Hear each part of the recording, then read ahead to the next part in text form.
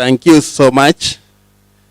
I would like us now to have introduction. It will be a quick one. Present, we have students, all levels. Can you stand and wave? Morning. I'm called Dr. Engineer Solomon Mulindi. I'm coordinating a project funded by Kenneth, and I'm also in a project funded by UK Innovate. Thank you. Finally, Professor Ochoto, introduction. Thank you, Chair. Sorry I came late. I was still in class, but I'm here. I'm Professor Julius Ochoto. I coordinate one of the programs in the university called TagDev 2.0 that is doing several things in the university. But I'm also the director of resource mobilization and strategic initiatives. Thank you. Thank you so much. We can give an applause to the panelists. Thank you so much for coming. Now, with us, we have deans and directors. Maybe we can stand and wave. Deans, directors present. Deans, directors, thank you so much. Thank you. I would like us now to move to the next level. First, I appreciate there is a committee that organized this conference, and it was chaired by Dr. Kariuki. Kindly, the committee stand for appreciation. Dr. Kariuki, I see you somewhere. Stand. Maybe you can introduce your team, even by names.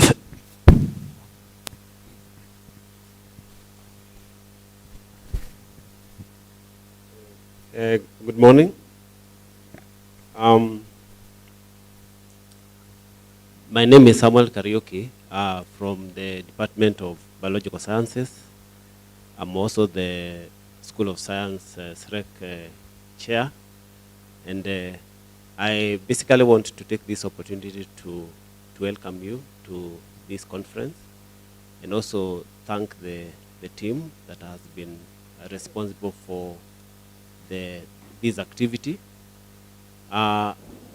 If you're here, you can stand.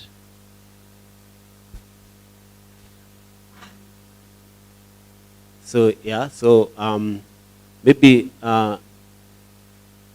behind every successful event, there is always a very dedicated team behind it.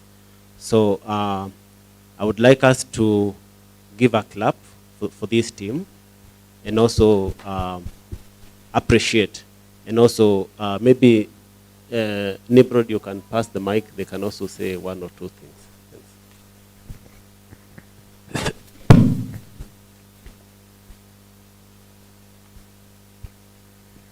Hi, good morning once again.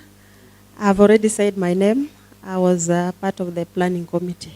Thank you. Thank you so much. Good morning. My name is Lizzie Momburi. I'm also Director, Research and Innovation, and also one of the panelists. I coordinate a project which has been running for some time. It started off as basic, and now it's collaborative from the World Academy of Sciences, also funded by CEDA and UNESCO. And you're welcome today. Thank you so much. We can applaud the committee for the good work. Thank you. Now, the Research Directorate has a board that I chair. Wherever you are, if you are present, kindly stand, starting from engineer. And Dr. Ouma, just stand wherever you are and wave. Thank you so much. We can applaud the board. So at that point, I would like us to move to the next stage, the welcoming remarks. And I would like to request Professor Lisi Mwamburi, the Director, Directorate of Research and Innovations, to give her welcoming remarks. She is taking that position where in the program it is written Professor Philip Rapuru, Deputy Vice Chancellor, but he has a different role. So kindly, please welcome. Thank you. Can we applaud as she comes over? Thank you so much.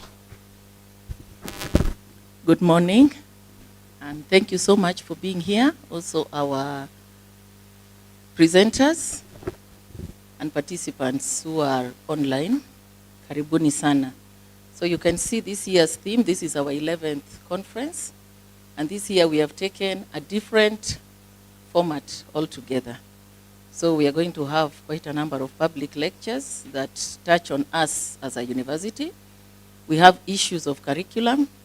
We have issues of industry. And beyond that, we have issues of innovation. So I do not want to preempt what the speakers are going to talk about. We also have some speakers who are going to be virtual. So we have one speaker with us here that is going to be introduced later on when he's ready, and we have another speaker also today who is going to talk about other issues. So they are very provoking presentations this year, and we just want to welcome you. We also have our external funded grants. Most of us in this university do not know what people are doing in this institution. So they are going to tell us today what they are doing and why they are doing it and how it impacts on us as a university. So, yeah, we are going to listen to them, and you can ask them all the questions. So whether you've been around or whether they have not been around, that is for you to ask, because maybe you see them walking around and you don't know what they're doing. So we have got very big projects running in this university. And this is why we decided that this year we bring them, and we are very grateful that they honored our invite and they're here today. We have many others. These are just representations. So as a university, University of Eldoret might look like a very small university, but I want to assure you we have big things that are going on in this university. We have great things, we have great minds, and we hope that they are going to provoke lots of discussions from all of us. So I think we've already done the introductions, and I would like to welcome the DVC PRE, who has a different role here, DVC ASA, to come and do what he needs to do. Welcome, Prof.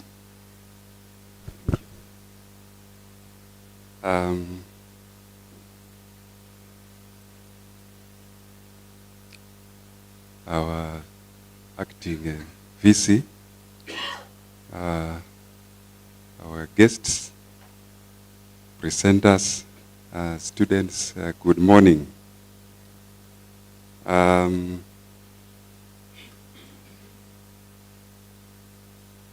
My name is Professor Godfrey Netondo, Deputy Vice Chancellor, Academic and Students Affairs. I'm excited by the theme of today's 11th International Interdisciplinary Conference, Tailoring Higher Education for the Future, Innovation, Inclusion, Impact, and Industry. Very mouthful, but I think it is an apt theme for this kind of conference. I'm also excited that we have quite a number of students with us. These are our successors.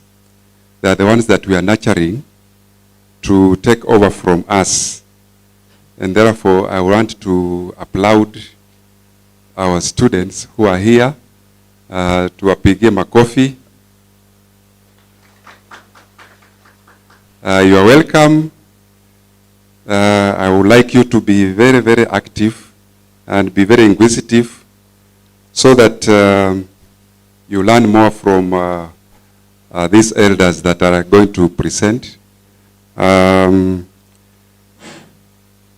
projects that are being carried out in the university by our eminent researchers, I think are very, very diverse, and they touch various areas that affect our society.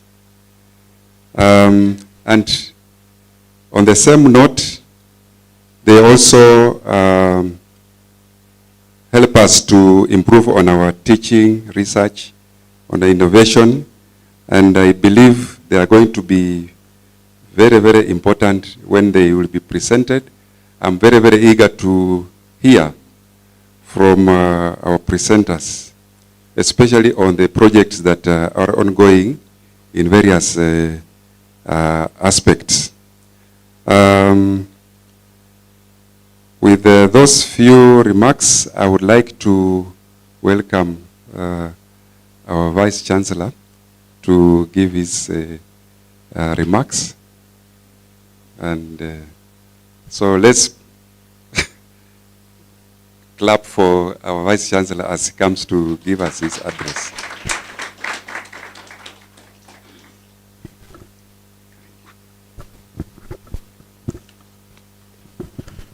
Okay, good morning, ladies and gentlemen. Good morning. Those who are there at the back, Professor Masese, you are not waving at me? Okay. Ladies and gentlemen, we are very excited to have this day as we have our 11th conference. This conference normally brings together all of us, both physically and online, and we want to welcome all those who are here physically and those who are online. My name, as you've been told, is Philip Raburu, Professor Philip Raburu. I'm an aquatic scientist, and I'm now have been serving for the students. I realize that the students never know us. There's a time we ask them whether they have seen us. Even if we ask now, they'll tell you they have never seen me. So for the sake of students, I'm the DVC in charge of planning, research, and extension at the university. Our Vice Chancellor is busy elsewhere. I think there's a meeting going on, so he could not be with us. So I'm currently representing him in this conference. I just want to highlight a few things, maybe what I would have said and what the Vice Chancellor would have said. First of all, with the significance of research. Currently, the world is going research to commercialization. And as a university, you know very well when we are becoming a university, we really wanted to focus so much on innovation. I remember a contribution of some of those people, like Professor Koth, who is walking away when I'm calling his name, was very instrumental when we were coming up with that motto. And Professor Kiapi is also here. I think you guys were there. So we really, as a university, wanted to focus on research and innovation.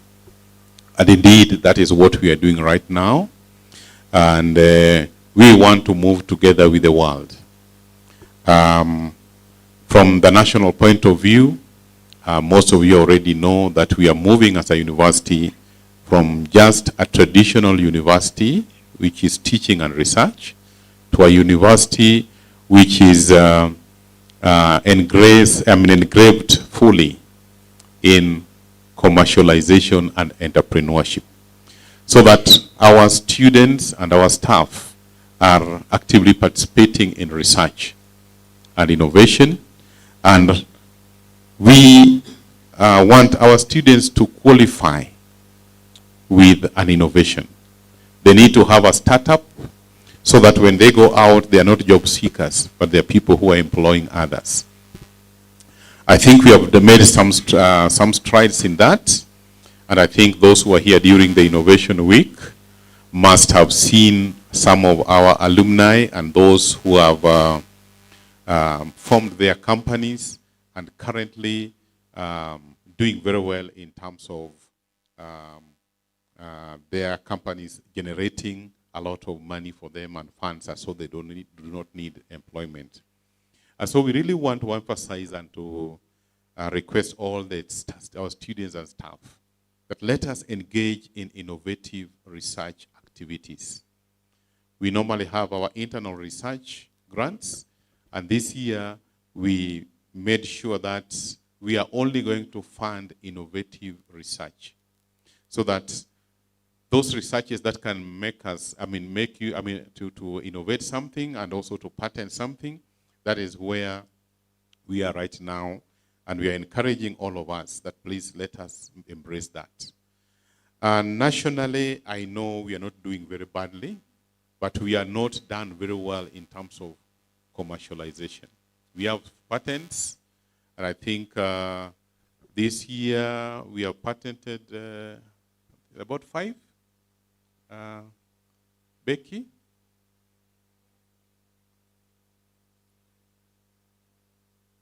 Yes, the 3 have been patented this year, and there are a number that are on the pipeline under examination at KIPI, and really would like to encourage most of us to get into that. Now, as far as our move towards commercialization is concerned,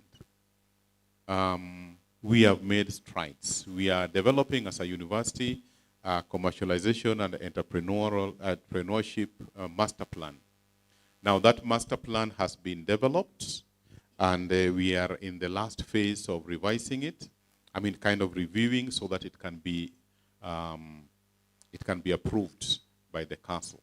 Now once that is is approved, sorry, it's going to give us the pathway where we want to go in terms of our research to commercialization and also being an entrepreneurial university. And so we encourage a lot as we go ahead reviewing our curriculum, that the curricula should be reviewed so that it incorporates entrepreneurship.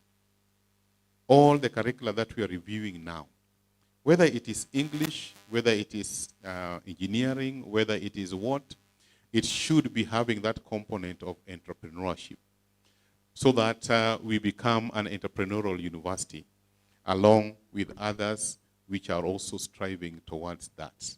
And that is where we are going, and we want to encourage all of us to do that. Allow me, ladies and gentlemen, to also appreciate our researchers. Some of them have introduced themselves here. Thank you so much for helping us as a university to be seen outside there. And it will be very great. I think what we had said was that each and every school should have at least a research going on.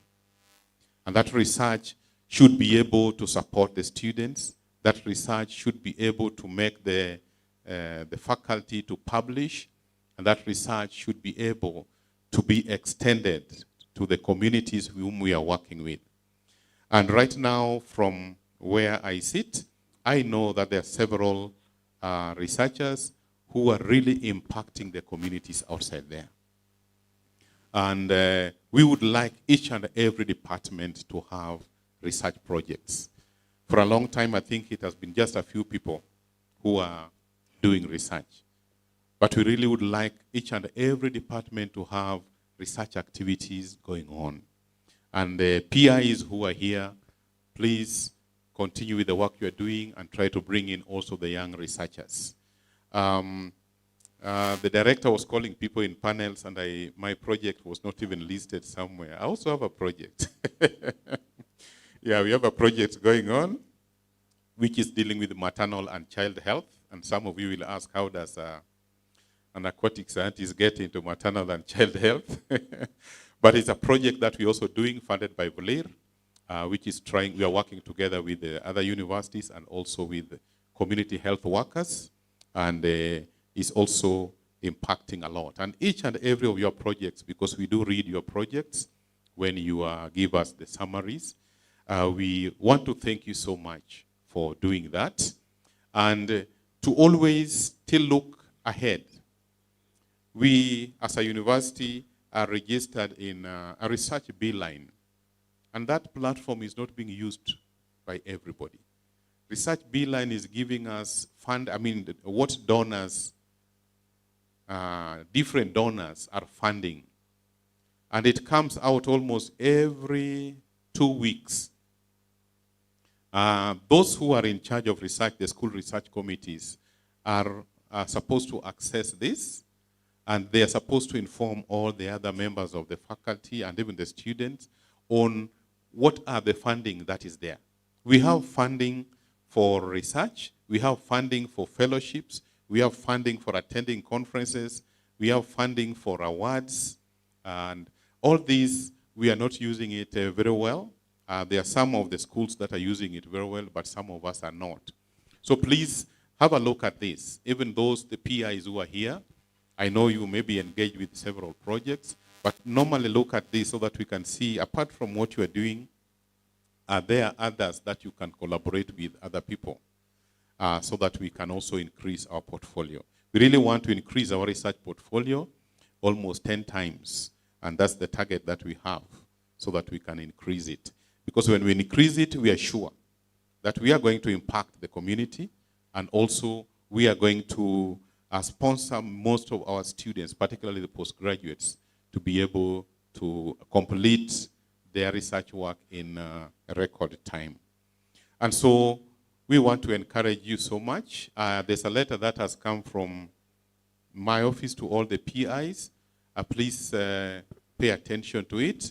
We would like each and every one of you to tell the world what you are doing, because we have not been telling the world what we are doing in terms of research. So we have given you the outline. Give us a summary of what you are doing. First of all, we need your profile as the PI, and then you give us the objective of your research and what you are doing and the impact it's having. And we want to see how these ones can be posted in our website in the next 2 to 3 weeks. So please, those whom we have written to all of you, you do that and send it to us so that we can be able to let the world know.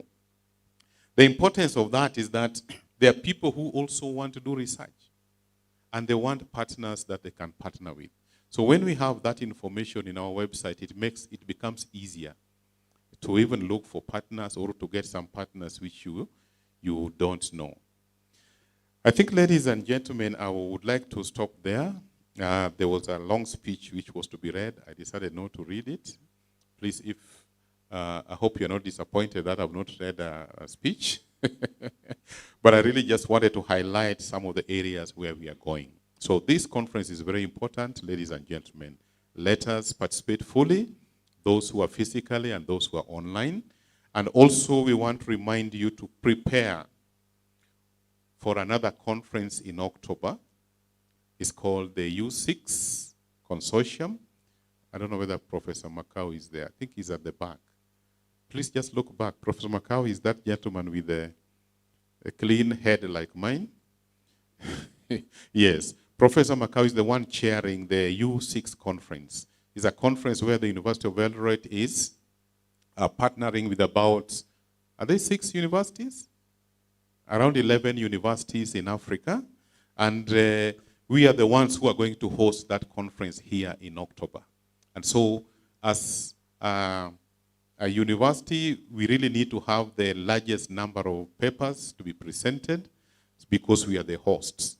So we also want to encourage all of us, the PIs, I know you have several themes you can develop papers from so that we can also present those during the U6. And I'm sure maybe before the end of this conference, we will give Professor Macau and Dr. Kariuki, who is also representing us in that consortium, so that they can give you some of the details on how you can be able to submit your papers for that U6 conference, which is coming in October. With those many remarks, ladies and gentlemen, allow me to introduce our keynote speaker, my dear brother. We are privileged to have Dr. Moses Sifuma Alobo, who is going to be our keynote speaker.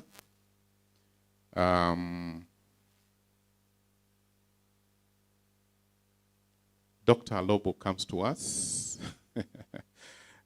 from Africa. Allow me just to read a bit as I introduce him. Dr. Moses Sifuma Alobo is a distinguished global health leader with over 2 decades of experience in healthcare management, clinical research, and health innovation. Currently serving as the head of programs at the Science for Africa Foundation.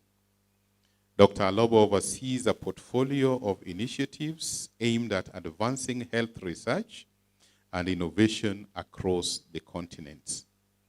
Dr. Alobo's career highlights include being a founding member of the Africa NCD Open Lab at GlaxoSmithKline, in bracket GSK, a 25 million pounds initiative that funded non-communicable diseases, NCD research in Africa, when a few others were willing to invest in the region.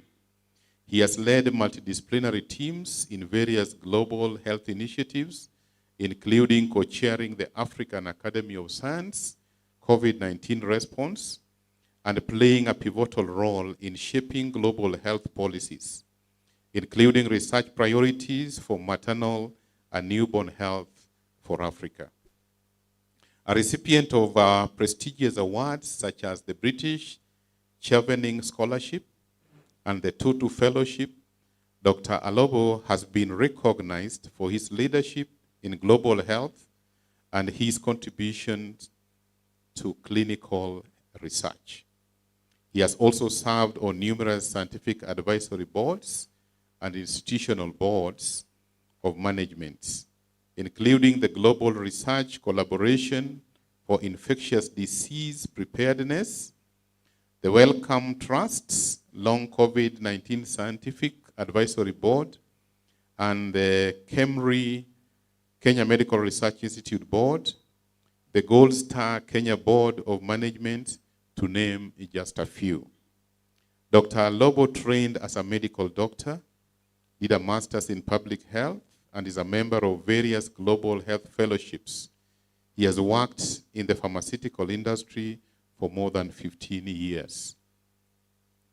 Dr. Alobo's expertise and interests span research priority setting, product development, and transition to scale, with a particular focus on bridging gaps in healthcare, access, and innovation in low-resource settings. He is passionate about leveraging evidence-based solutions to address public health challenges and improve health outcomes for vulnerable populations. Outside of his professional endeavors, Dr. Alobo is an avid golfer, a philanthropist, cultural tourist, and cyclist, dedicated to supporting education and community development initiatives in Kenya. Ladies and gentlemen, let us put our hands together as we welcome Dr. Moses Sifuma Alobo. Welcome.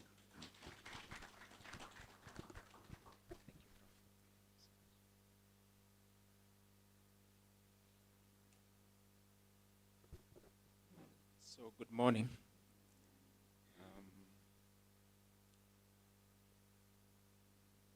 How many minutes do I have? Is it 15 or 20 or 2 hours? 30 minutes? Okay. Okay, 30 minutes so that I can be able to also focus my stories on those 30 minutes. All right then. So thanks so much, Prof, for that very kind introduction. When I was handing that in, I didn't think all of it will be read, but but thanks again. So thanks to Prof. Philip Raburu, the Deputy Vice Chancellor, PRE, for inviting me here, and also Professor Lizzie Mwamburi, Director, Research and Innovation, for insisting that I come, even when at some point we were having some challenges. But I'm very happy to be here.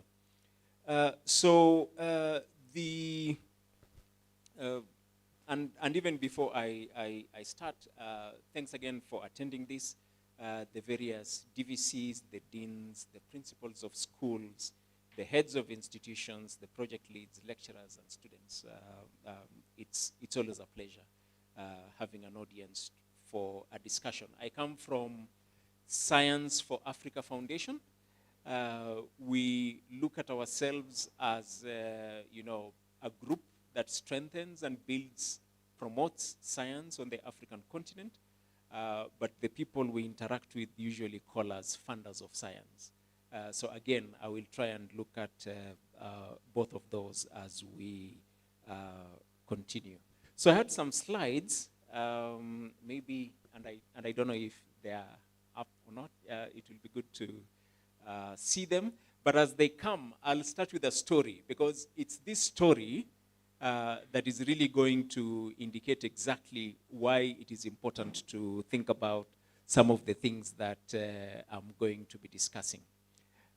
So as you heard, I used to do clinical trials, and I was on a trip with a friend of mine called Chris Brunga. We were headed towards Kimalel. For those of you who know where Kimalel is, just down the road. And we stopped in Nakuru. And in Nakuru, I introduced Chris, who's really from Japan, to one of our great foods here called ugali. And then he asked me, which machine makes this food that we've just eaten? And I told him, there's really no machine that makes it. After that, we entered into a long discussion. And he truly insisted, asking me, what is the machine that makes this food?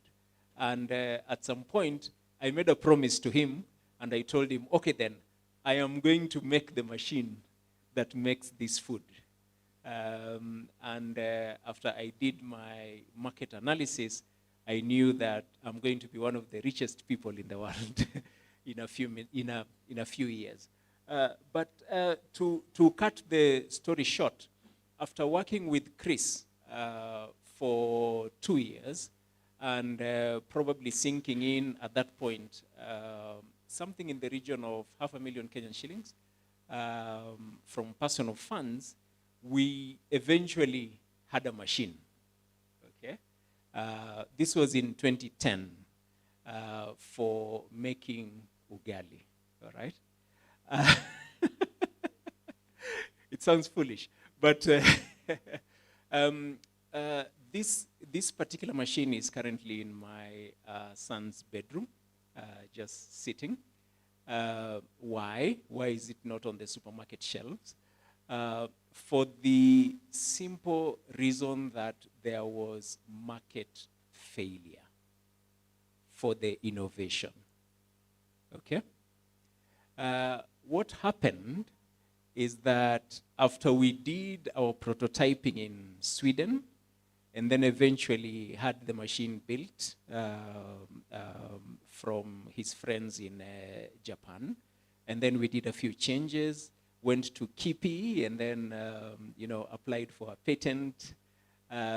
We got to a point where we got a consultant to now tell us, okay then, so who can buy an ugali machine?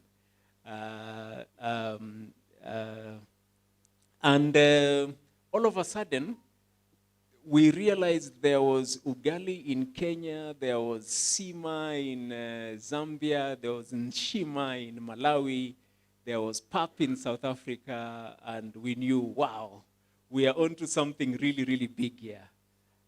Oh yes, and sadza from Zambia, Zimbabwe, yes. And we knew that it's going to be an amazing piece of work that we will eventually do. Now, the cost of the machine at that particular time, if we were to break even, was 12,000 Kenyan shillings. At that time, a microwave was selling at around between 7,000 and 8,000 Kenyan shillings. So we sent out, we did a qualitative study to try and find out, okay then, so who can buy an ugali machine? And the result that came back said that it will be, probably someone who's single, probably someone who, so the married women said no, forget it, okay? And there were some who said, okay, we could buy it, but that cost that you're talking about is just a little bit too high, all right?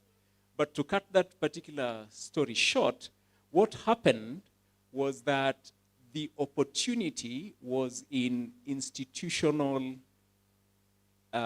cooking for ugali.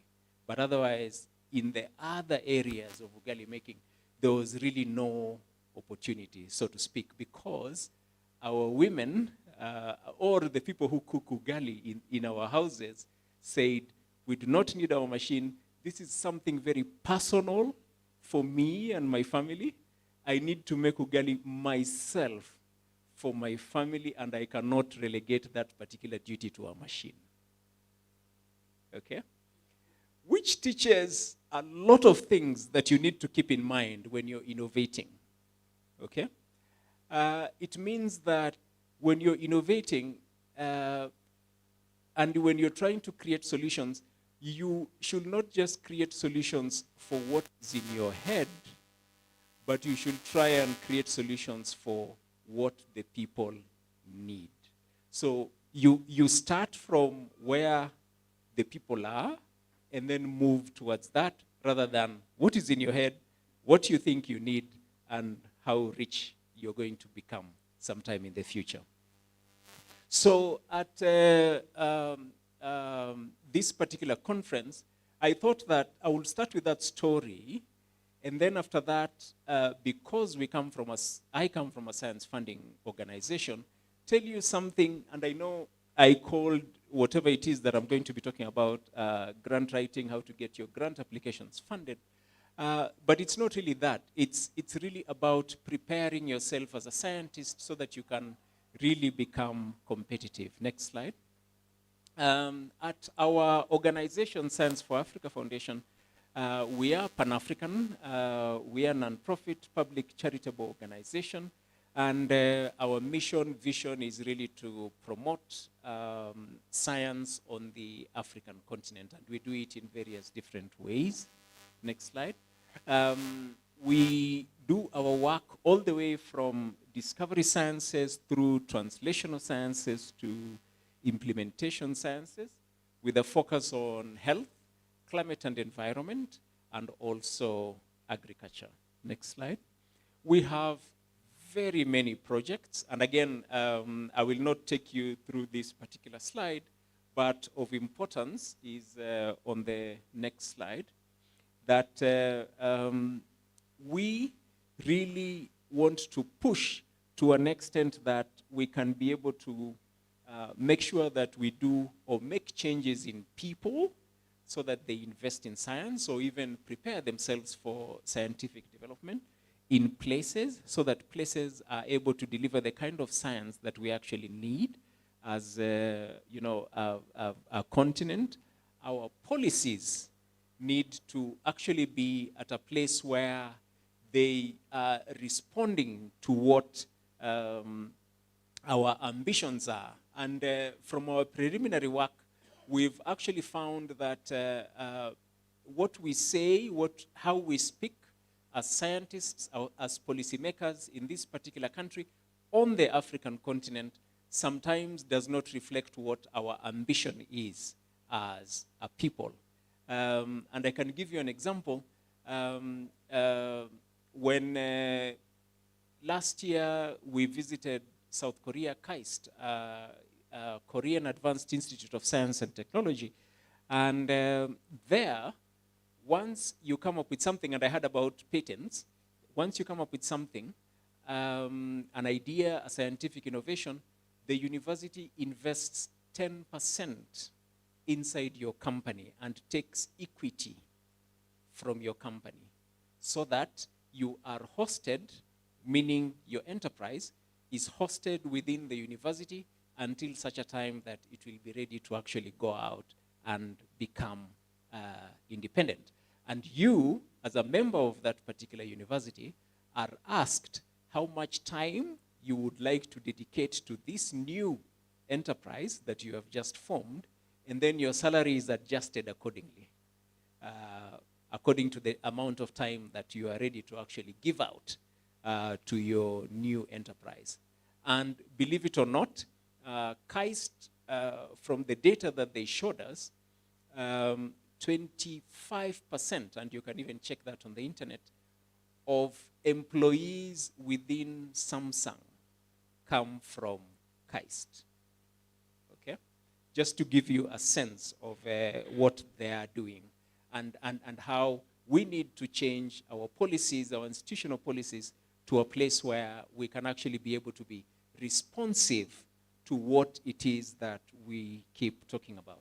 And then, of course, there are products. For me, products, the most important thing to do or say is that as universities, and I was having a chat with Prof. Raburu a little bit earlier today, it is important that when we are developing products, especially as universities, if we are developing products for end users, it can be a bit far and it can be a bit tough because of the kind of requirements that are actually needed for you to innovate for an end user. But the best thing you could potentially do is to develop a product that you can give to a business entity so that they can pick it up and utilize it for their own capabilities.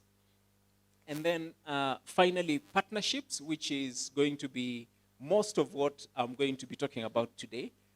You really cannot innovate independently as a single scientist. You need to actually go out and talk to a lot of people all the time so that you keep moving. And from the discussions I've also had with Prof. Mwamburi and Prof. Raburu today morning, I'm actually quite excited about University of Eldoret. I thought it was a young university, but I've discovered that it's actually doing things that old universities do. So congratulations to you and your team for everything that you've been able to do so far. All right then, next slide. All right then, so things to consider. Next slide. So here is a list of things that, and this particular list, what I did is that I actually walked to people who put out requests for proposals and asked them, if you were to consider things in a proposal that are not usually obvious, what are some of those things? And here is a list that I picked from my colleagues, program managers, and other leaders within Science for Africa Foundation. And you can imagine we usually put out maybe, I would say maybe 3 to 5 requests for proposals every year. And we get applications from the whole of the African continent. And here are some of the thoughts. So of course, a clear vision and a strategy to deliver quality research is important. So just think about it. If I was to write a proposal for someone to fund me to build an ugali machine, what is it? What is that argument that I will need to make for me to be funded? Okay? What is that argument that you could potentially make for you to be funded? And that is something that you have to put top of mind. Of course, your leadership structure, your governance structures, your support services become absolutely important. Your safety record, and when I say safety, I'm not really just talking about injuries alone. I'm really talking about your risk management. What could potentially go wrong in your science? How could you give whoever is reading your proposal some form of assurance that, you know, even if things go wrong, especially, and I'm sure some of you have written proposals and you've been told that's too high risk, okay? So what is it, even if you're writing a high risk proposal, what is it that you could potentially gain out of the piece of work that you would have done? And then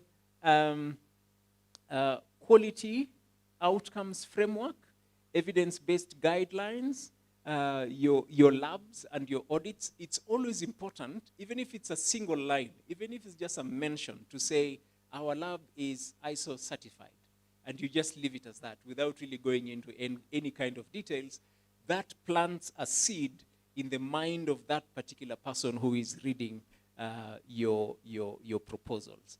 Your staff skills and knowledge also need to come through. So for example, if you're doing some work, let's assume it's proteomics, which is known to be potentially difficult sometimes, it's always good to just mention who will be doing it, where they trained, even if it's just, you know, a simple mention of what that would be. And then of course, mentioning that, you know, your staff always being appraised and all those kind of things. Then in needs and outcomes, local population disease profile, or it could be anything else, but so long as it is something that is relevant to your particular thing that you really want to talk about. But may I just mention that it's always important when you're telling your story that you're building on something that you have already done. So what I'm saying is this: if I want to build an ugali machine and I want me to be funded on the ugali machine, and then whoever is reading my proposal sees that I've never built an ugali machine before, the potential of me being funded becomes even lower. So it's important for you to preempt that and say, hey, I have done the following 3 things. I've got knowledge on food science. I've got knowledge on pressure systems. I've got knowledge on heating systems and, you know, electricity circuitry. And I've been able to combine all those in one machine that can be able to actually be, you know, funded, as an example. So next slide, please. And then how do you become competitive in your particular proposal? Now, I'll tell you what happens in many units when there's a proposal. The head of department usually chooses someone in the department and says, can you write that proposal? That particular person will go ahead, write the proposal, bring it. We'll all be busy in that particular department.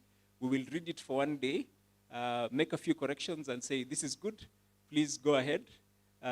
Send it, make sure it's there before the deadline, okay? Believe me, your chances of being funded will be very low, okay? Now, what groups that are usually successful do is they will pick that particular request for proposals, they will take it to the grant office. The grant office will make a list of requirements that are needed from the request for proposals. And it is not the researcher making the list, it's the grant office making the list, to such a place that even things like recommendation letters are actually sourced from the grant office, okay? Letters of support are sourced by the grants office. And then after that, the researchers will sit down and say, okay then, so what's our idea? What are we going to do? How will we deliver it? What do we have? How are labs looking? And how could we potentially get to something? So there'll be a discussion first, which will be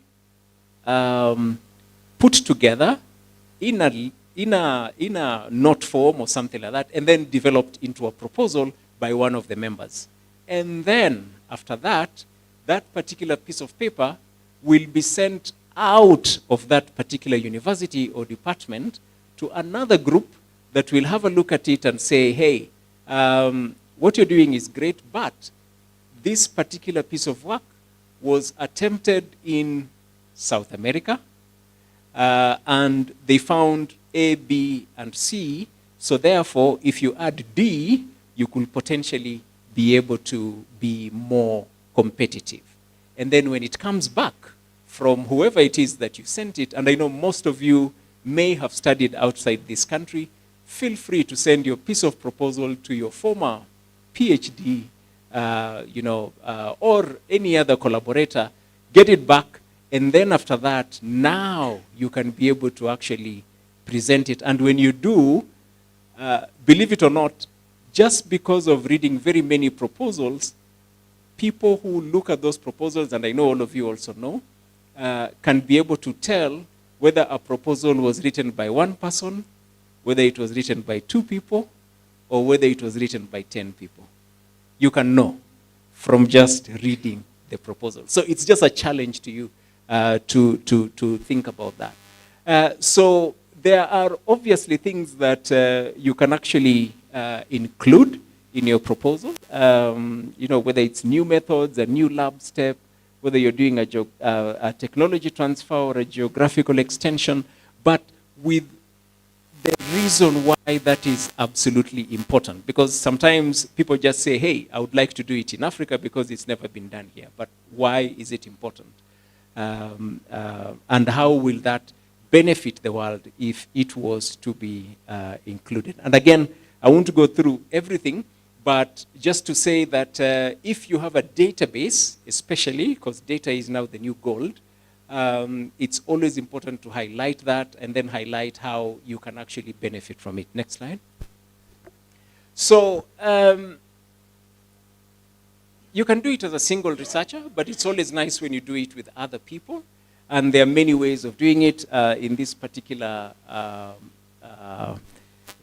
chart, I just show 2 ways of actually plugging in, either as a web or if you've got a scientific group that you can actually do it in. Next slide. And one of the other things, and I believe you will also, it will be important if you hear it from the panelists a little bit later, know your grantor or know your funder. Try and do as much research as possible on the person that is actually going to fund you. And this particular piece of work is usually done by the person who's actually leading the grant application, or it is done by the grant office, so that you are actually told that in your application, could you please include the following 10 words, okay? And believe it or not, those 10 words, if they're included, sometimes are magic. If they're excluded, then, it starts becoming a little bit difficult for the people who are actually assessing your application to do it. So I can give you an example, and I thought there was someone from MasterCard who had been funded by MasterCard, yeah. Yeah, MasterCard? Yeah, I mean, MasterCard Foundation, correct. Yeah, MasterCard Foundation. MasterCard Foundation, you have to get your numbers right. And then you also have to write that you're going to develop dignified jobs. And if dignified jobs is not in that particular application, you can just as well forget it. He's laughing. And many other funders have got their own thing that you really have to think about. Grand Challenges Canada, for example, if you don't talk about number of lives saved in your application, then you can also just as well forget about it. You can say all stories that you want to tell, but if that is not included. So the question that then becomes, how do you get those words? You've got to go into the website of your funder, make sure that you understand all of it, even if it's spending 2 days on it, and get the essence of what that particular funder is all about. Because at the end of the day, they fund according to their own strategy. So the question is, what is that strategy that you're responding to? And I think it's absolutely important. Next slide. Then be present in collaborations. This is something that I try to encourage everybody as much as possible to be present in collaborations. Of course, there are many ways of doing it. You could publish, you could be a member of scientific advisory boards, you could do conference presentations, workshops, regional representation for global work, you could join editorial boards, but the main thing is to show your value to your collaborator. And then as much as possible, make sure that they remember what your contribution to that particular collaboration could potentially be. And I think that's super, super important. Communication teams, believe it or not, 50%, and again, this probably needs to be validated, but according to me, 50% of fundraising is actually down to how good your communications team is. So if it's poor, then you will struggle. But if it's really, really good, then you'll always be out there. Next slide. So I thought that I should give you a few examples of pieces of work that we have funded so that you have a feel of who we are and what we do. Our signature program is called Deltas Africa. This is the developing leaders for transforming African science in Africa. And in it, we select an elite scientist, and then after that, build a scientific team behind that particular elite scientist. And here is a list of some of the elite scientists that are running. We currently have approximately 14 in the second tranche consortia, each of between 5 to 6 institutions. And in the average funding is usually between $4 to $8 million per consortium. Next slide. And next, yeah, so that particular piece of work has now grown, 37 countries, 79 institutions, 14 grantees. Next slide. And click next for the slide to be full. Click again, please, so that, I mean, there's a lot to say here, but just to give you a sense of it, is that if I was to pick one number,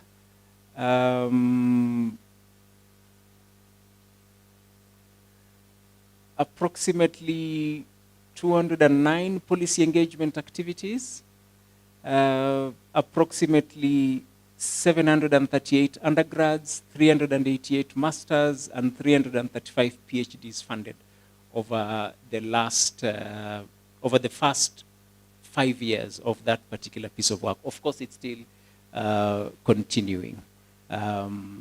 Next slide.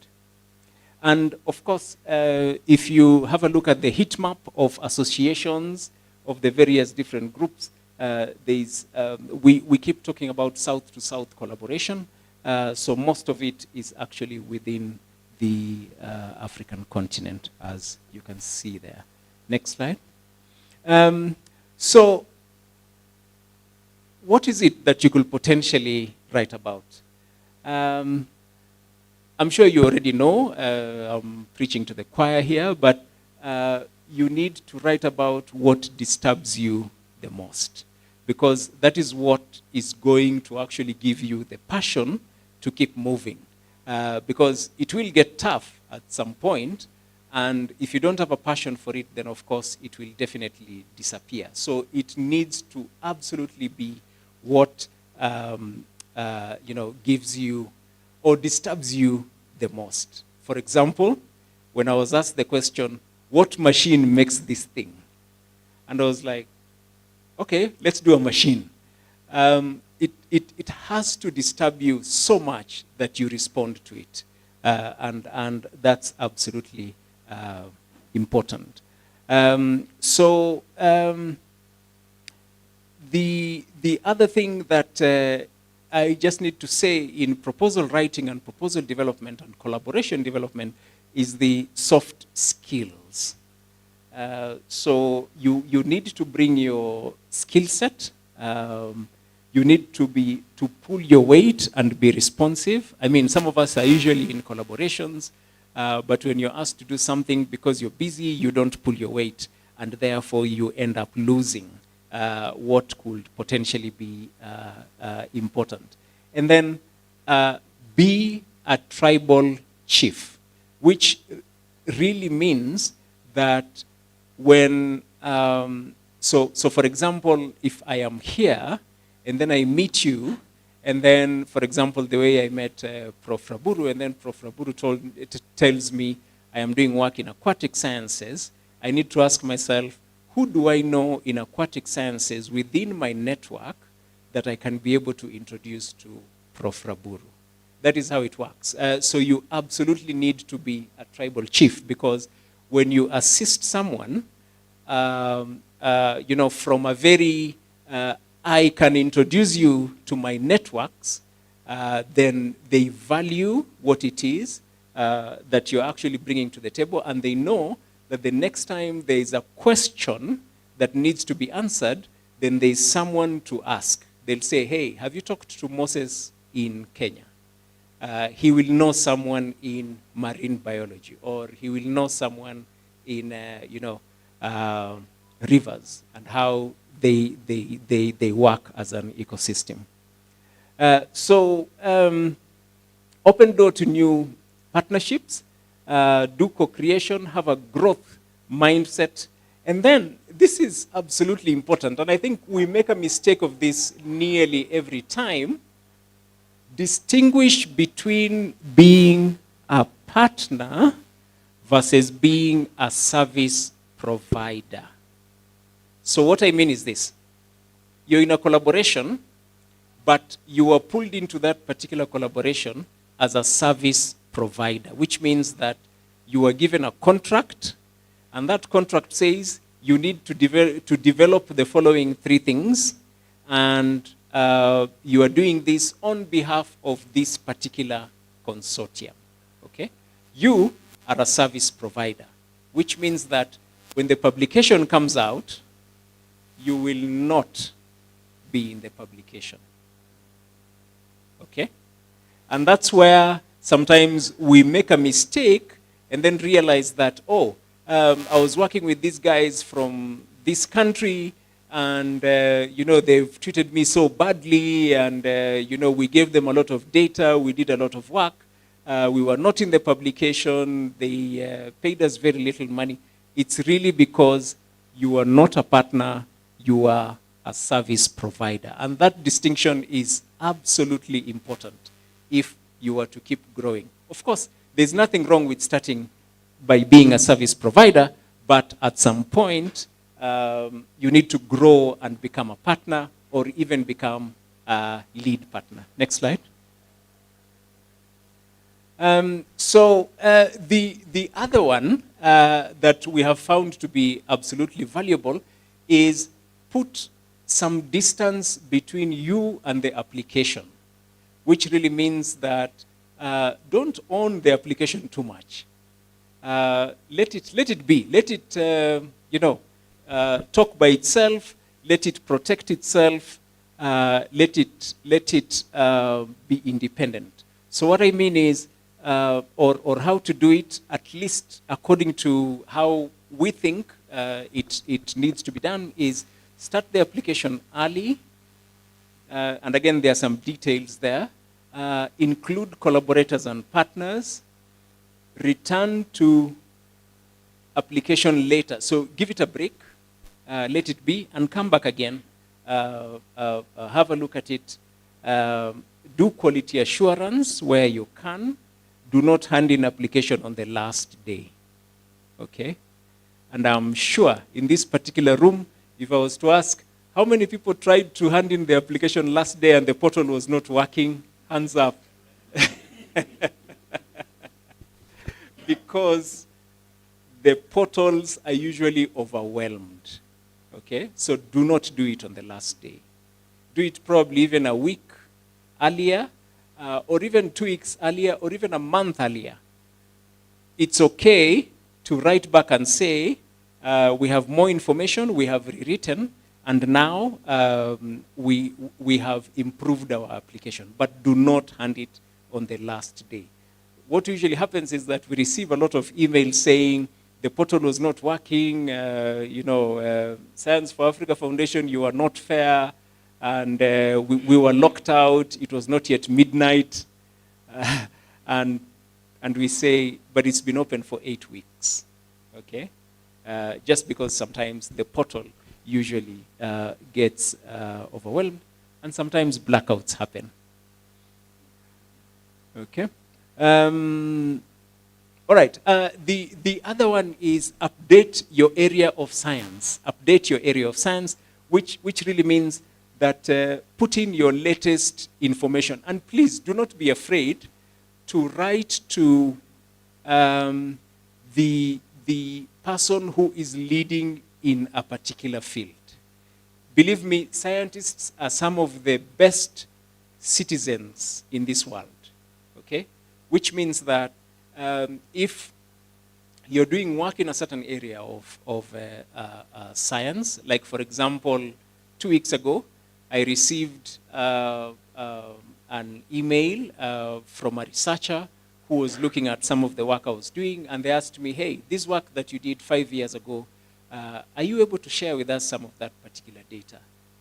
Of course, because I'm proud of my work, and all of you are proud of your work, you will respond. So scientists will always respond. Do not be afraid.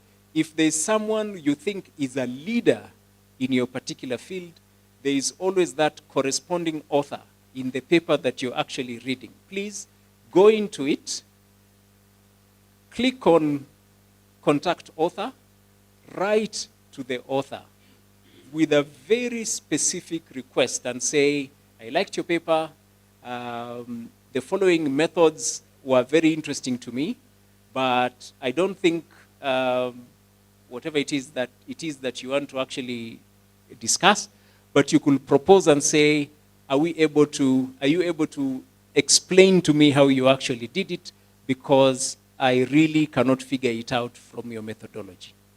Believe me, you will get a response. If you don't get a response, write again, okay? And sometimes people write their emails and then move to another institution, so maybe that happens, but most of the time you will get a response. And when you do, include in your proposal, so for example, if it is an ethics or bioethics application, we know who the bioethics leaders of science are in the world, okay? So if you write and say, I talked to Professor so-and-so, and they mentioned to me that I need to change my proposal the following way, and then you say,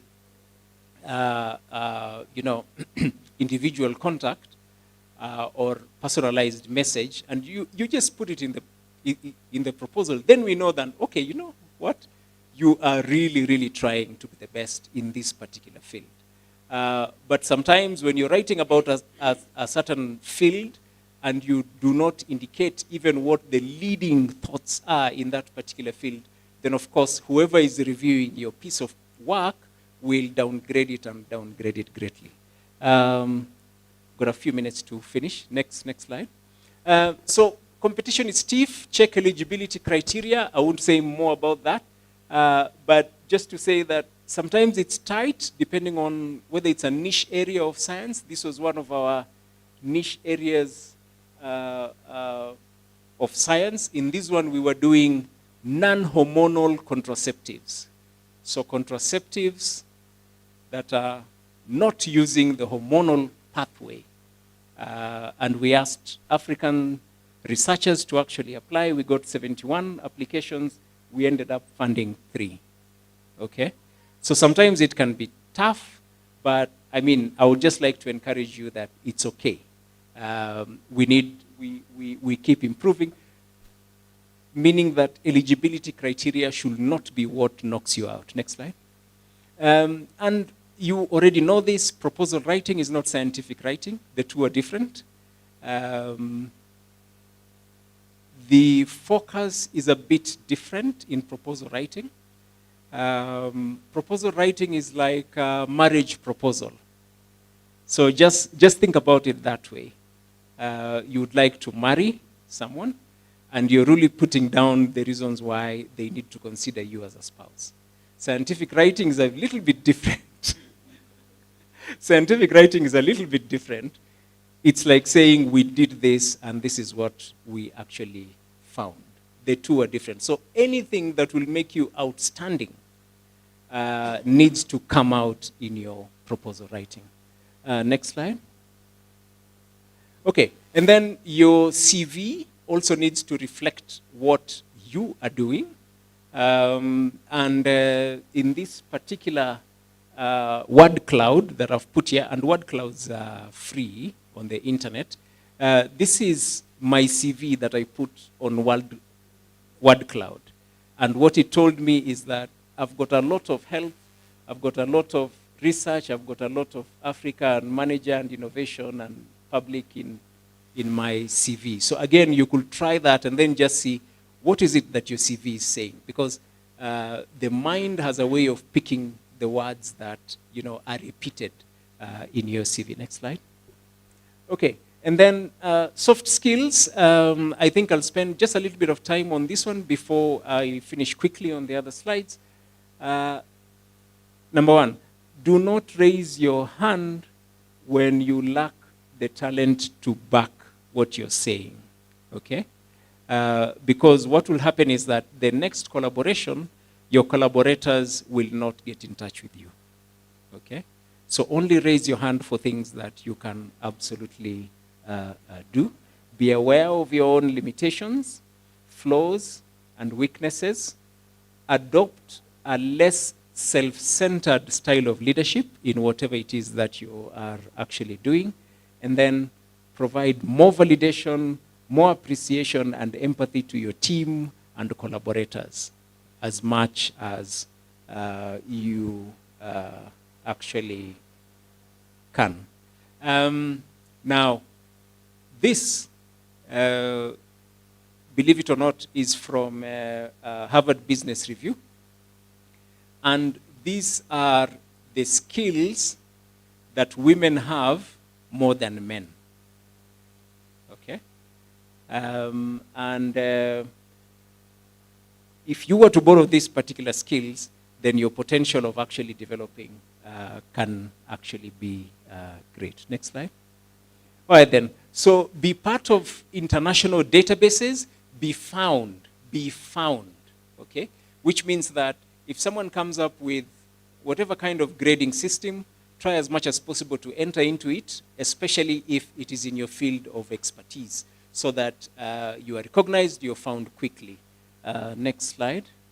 And then refer to your team's work, refer to your own work. Do not be shy about it, even if it's master's work, even if it is undergrad work, even if it's your PhD paper. Try as much as possible to refer to it, because it means that you are building on your own scientific work. Next slide. And then where most people usually fail, sometimes towards the end, is budgets. give time to budgets, and provide full cost recovery as much as possible.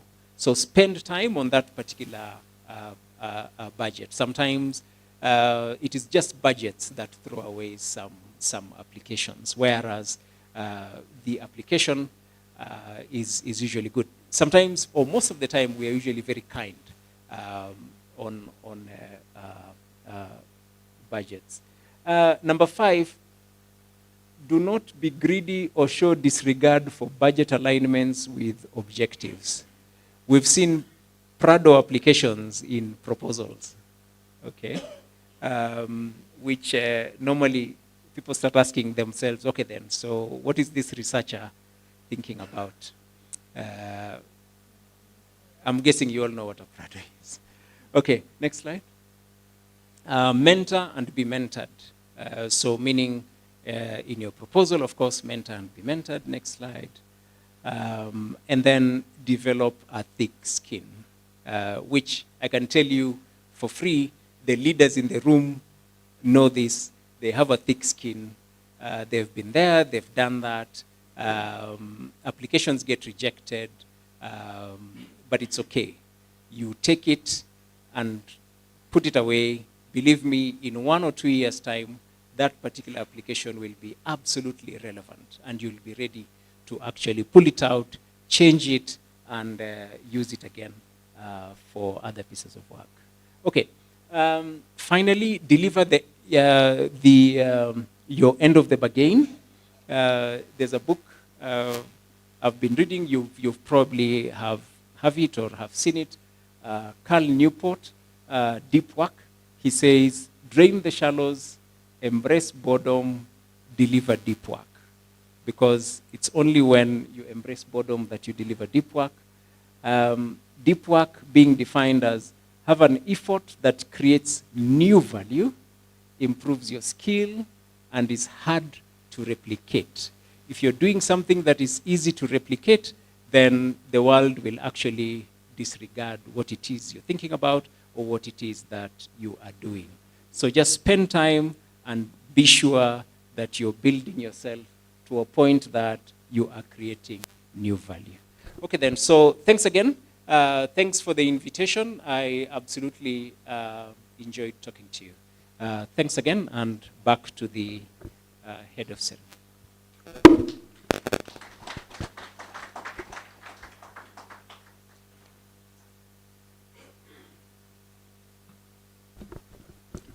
Thank you, Dr. Moses. Let's give a hand to him again.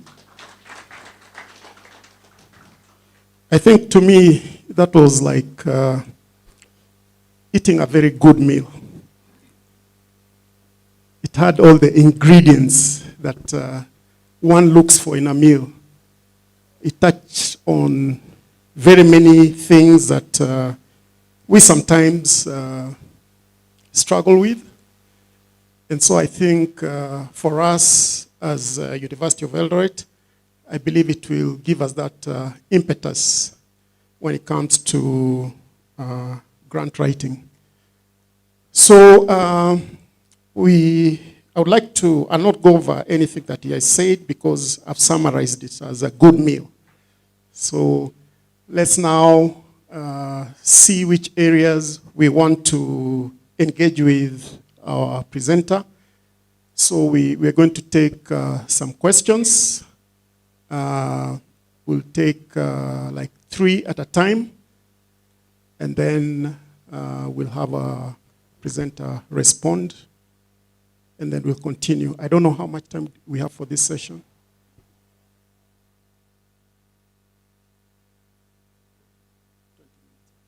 Yeah, so we are going to have 20 minutes to go through this. So we can take the first set of 3 questions. Any questions? Yes, Prof. Kiapi.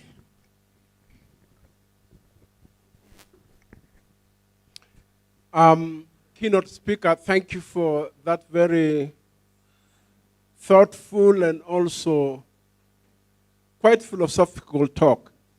And there's something that you tried to answer that really bothers me a lot, and I want you to shed a little bit more light in terms of specifics.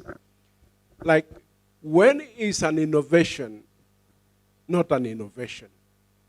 And are there some like key criteria that one can use to judge when you are actually making a good innovation or not? I would like to, I think you did it a little bit in the introduction, but I would like for you to just maybe say a little bit more about it. Thank you very much. Okay, next. Any other question?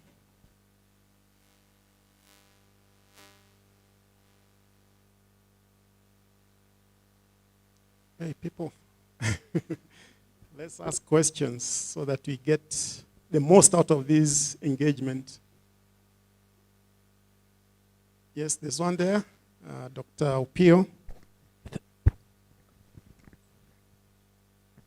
First, I wish to appreciate and thank the presenter for that very insightful presentation. The presenter mentioned something about sharing a proposal during grant writing stage, just to seek opinion of others with a view to improving it. And that's an area where personally I have had colleagues advising that at that point in time, one should not overshare. And you know what I mean by that. So the question is, how do you balance the need to get more opinion from peers and the need to be cautious with oversharing? Thank you. Thank you. Let's have the third one, and then our presenter will respond. Any other? We also have people online. If we have any questions, then we can also take those ones. Yes, we have one on that end. Dr. Kirui. All right. Thank you for your wonderful presentation. In the example you were giving about market failures, about the innovation you did, I don't know whether you think having multidisciplinary team as part of the project could help cure that, and if you have any examples to that. Thank you. Okay, I think a presenter can respond.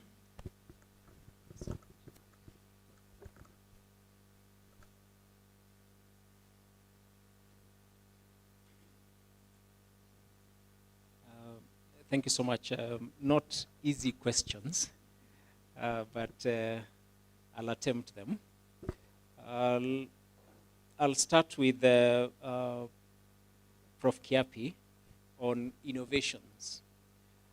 So I will first say that there's a difference between an invention and an innovation. The two are absolutely different to the extent that formation of new ideas would be an invention, okay? An innovation, on the other hand, is taking those particular new ideas and including those new ideas and making sure that you push them to their, what we call transition to scale or scaling to their maximum utility, okay? Now that is innovation, which means that an innovation can actually be a new process in a laboratory, okay? Which means that that particular new process in a lab, for example, even if you're changing the percentage of buffer, for example, okay? When or once you make that particular change, then you have invented something. But for it to become an innovation is you have to find a way of making sure that it either ends up in a laboratory manual, or it is going into policy, if that is where you actually want it to go, or it is included in, a compounded innovation that will come out and be sold sometime in the future. And if that full process is actually not done, then you realize that it is not an innovation. Now, the classic 9-step for innovations, I'm sure you all know, is the NASA technology readiness scale, or technology readiness levels that are there, all the way from ideation to market penetration. So an innovation needs to be able to go through all that. Now, the interesting thing, and where most people sometimes usually get a little bit of challenges, is that the best innovation is usually the one that focuses on the correct problem. You focus on the correct intervention, and then after that, you focus on the correct business model. And if you don't get the 3 correct, you will always be in trouble with your innovation. So for example, if you focus on the correct problem, but your intervention is not correct, you will be in issues. But if you focus on the correct problem, the correct intervention, and your business model, and when I say business model this time, there are 2 ways generally in which you can develop an innovation. One through public sector scaling, or enterprise scaling, private sector, or even policy development. You need to be able to choose, and then choose wisely, and then make sure that you are going the whole way. Dr. Pio, sharing proposals. Yes, it is equivalent to improving.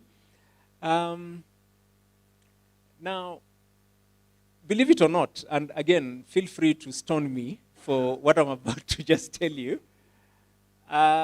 ideas are not unilaterally available to you. I will repeat it again. Ideas are not unilaterally available to you, okay? Which means that we've been putting out, I think 2013. So from 2013, I've been putting out requests for proposals.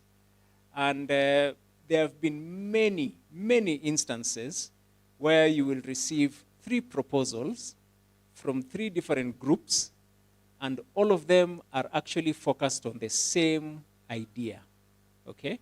And they would even be coming from different countries. And I remember there was a time, very, very interesting time, we got 3 proposals, one from Malawi, the other one was from Uganda, Makerere, and then the other one was from Nairobi, University of Nairobi, medical school.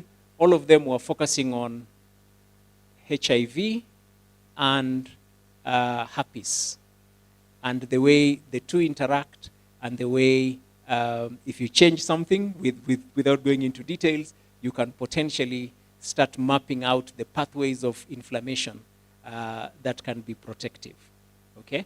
Now, if you think about it, that's super specific, but it came from 3 different countries, 3 different consortia that put in those particular applications.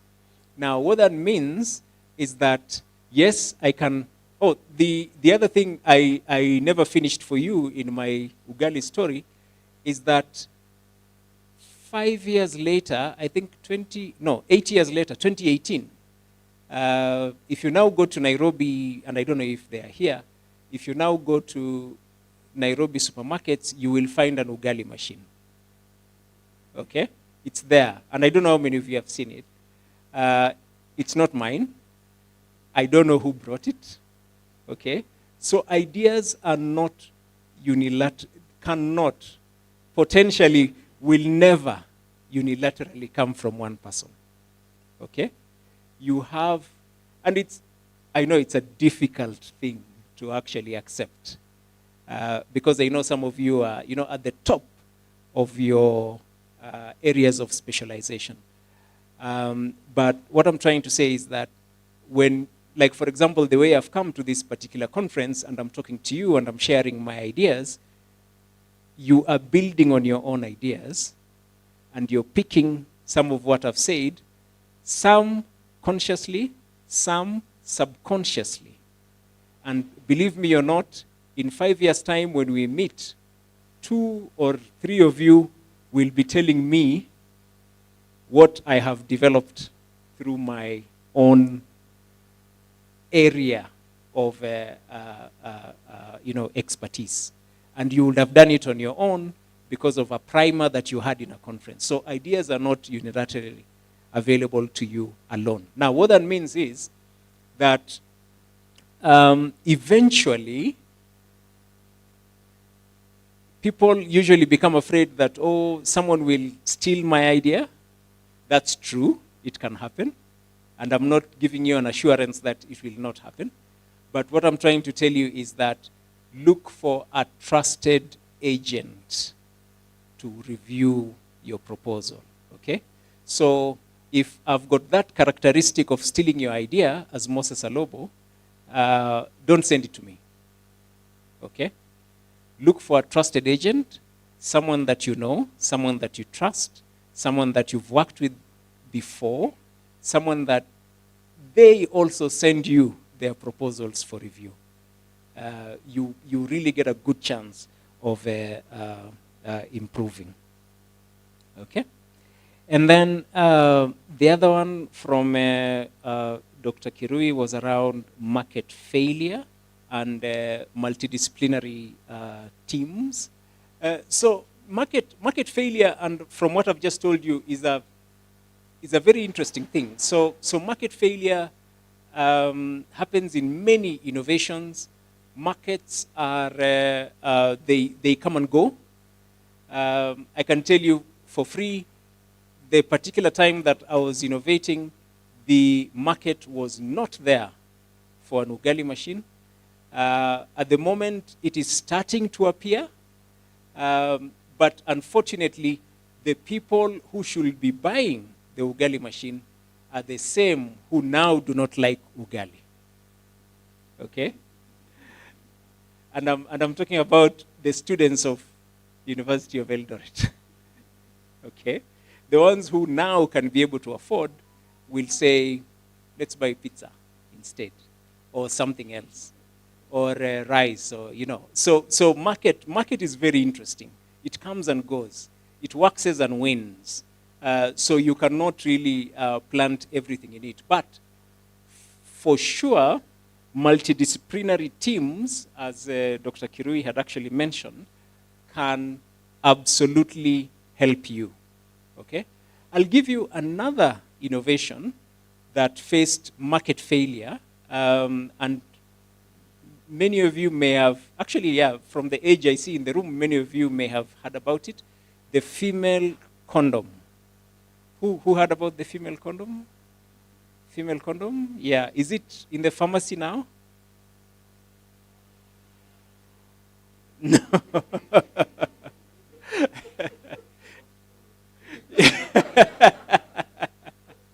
No, it's not there.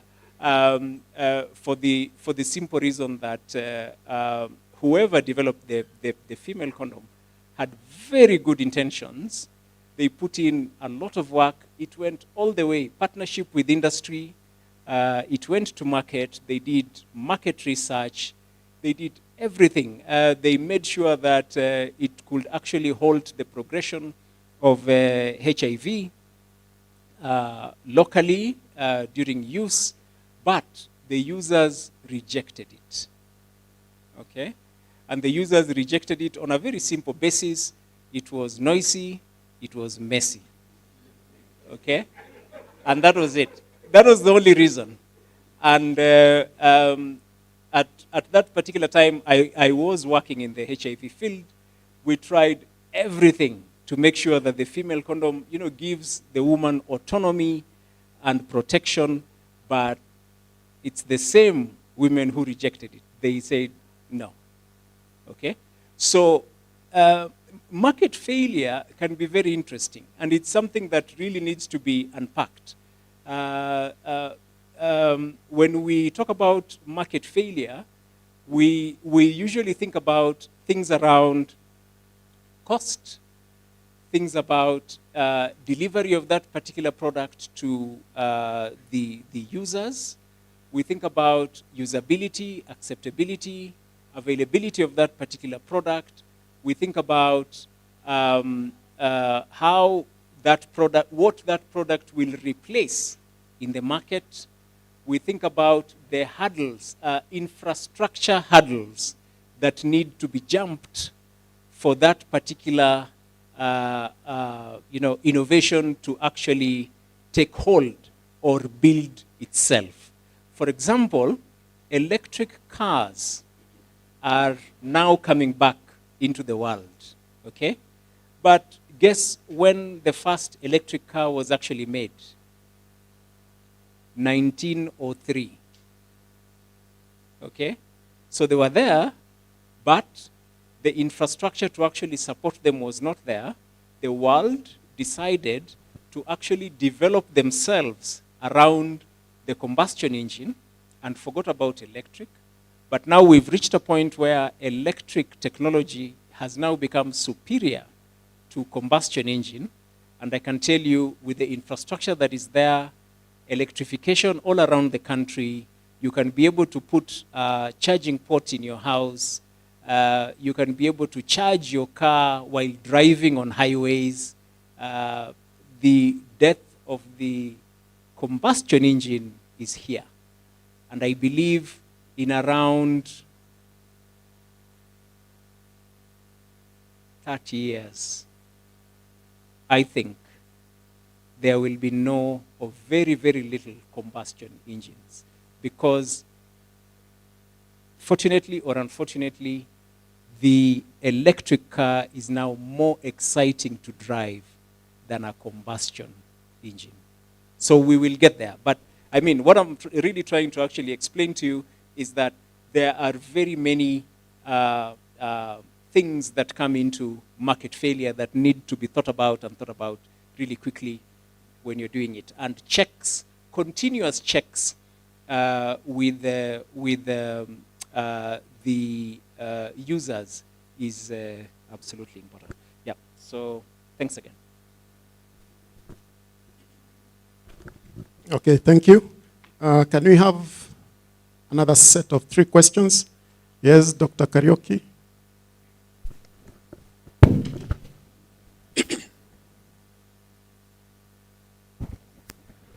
Thank you for that presentation. Actually, I was part of the team that once applied for one of your calls, SFA calls. That was in 2024, the pandemic call. And we really had a very fantastic proposal. We called it Prepare. The lead PI was Professor Anzala, and I was representing University of Eldoret as part of that big consortium. We even brought in some teams from Congo, Ethiopia, Somali, just to fulfill what the call was. We stitched a very nice consortium, and we also even asked for extra support from our collaborators in Finland, University of Washington, Oxford, but still, we didn't get after very hard work. So my question is there other extra factors that contribute to a successful proposal beside what is listed by the funder?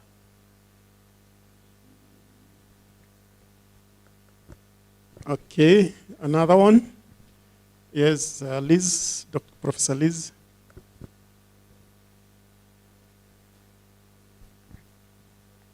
Dr. Moses, thank you so much for being here today. As a university, and also from where I sit, there are a lot of things that we are supposed to do. And one of them is innovations. And we count our innovations in terms of how many we can patent. But we want to move forward. We are stuck. I don't know, it's called the valley of death or something like that. I don't want to say we are dead. I still believe there is hope for our innovations to move forward. And of late, we are being pushed very, very hard from all corners to commercialize these innovations. We don't know which route. I think we have thought of everything, but maybe we are not using the right or the correct route. I don't know. Maybe you can say something about that. Okay. Any other question? Yes, Professor Dipo.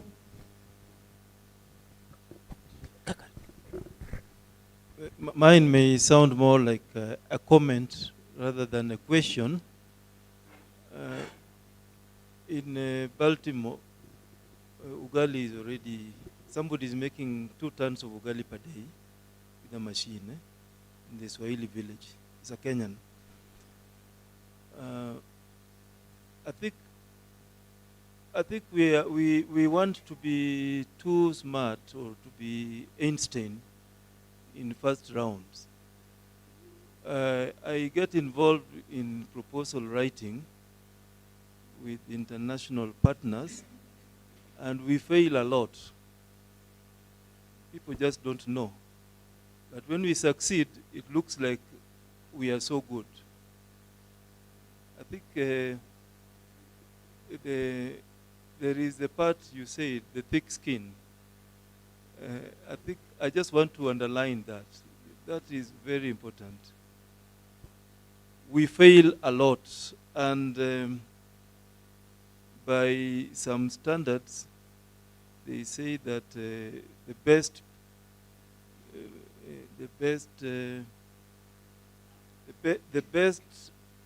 applicants fail at least 90% of time.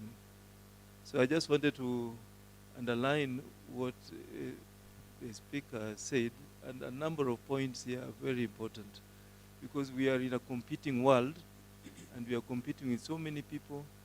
So people try many things. All the things that he said, people try them all, but they still fail, but they keep on trying. Thank you so much. Okay, I think we'll take those ones, and then probably the last round, if there'll be any, will come thereafter. Thank you.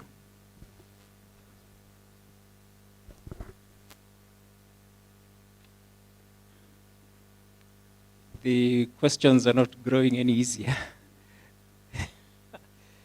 Okay. So I'll start with Dr. Kariuki, the Epsilon skull. That's the one you're talking about, right? Yeah.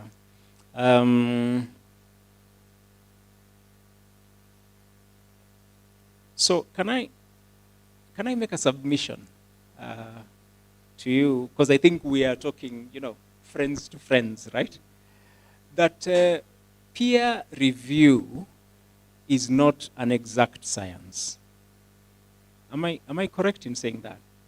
How many of you are editors of journals, or you have reviewed papers, or yeah? Please talk to those people. Peer review is not an exact science. Okay? Which means that if I was to read your paper today, okay, and I give you a 9.5 out of 10, okay, and then I read your paper in 3 months' time, I'll give you a 7, okay? Would I have done a mistake? Absolutely not. Okay? It's because of the way knowledge moves. In fact, at some point I was telling a friend of mine, it is not knowledge. Sorry, it is not people who create knowledge, It is knowledge that creates the people, if that makes sense. Okay? Knowledge does the peopling. That is what I told him. And he was like, what? What do you mean? What I mean is this. Knowledge does rounds around the world. And it keeps moving. Knowledge will come to us. We will consider it, dismiss it, or use it. It will move to Ethiopia. They will also hear about it. They will use it according to the way they like it or not. And it will keep moving. And it will go.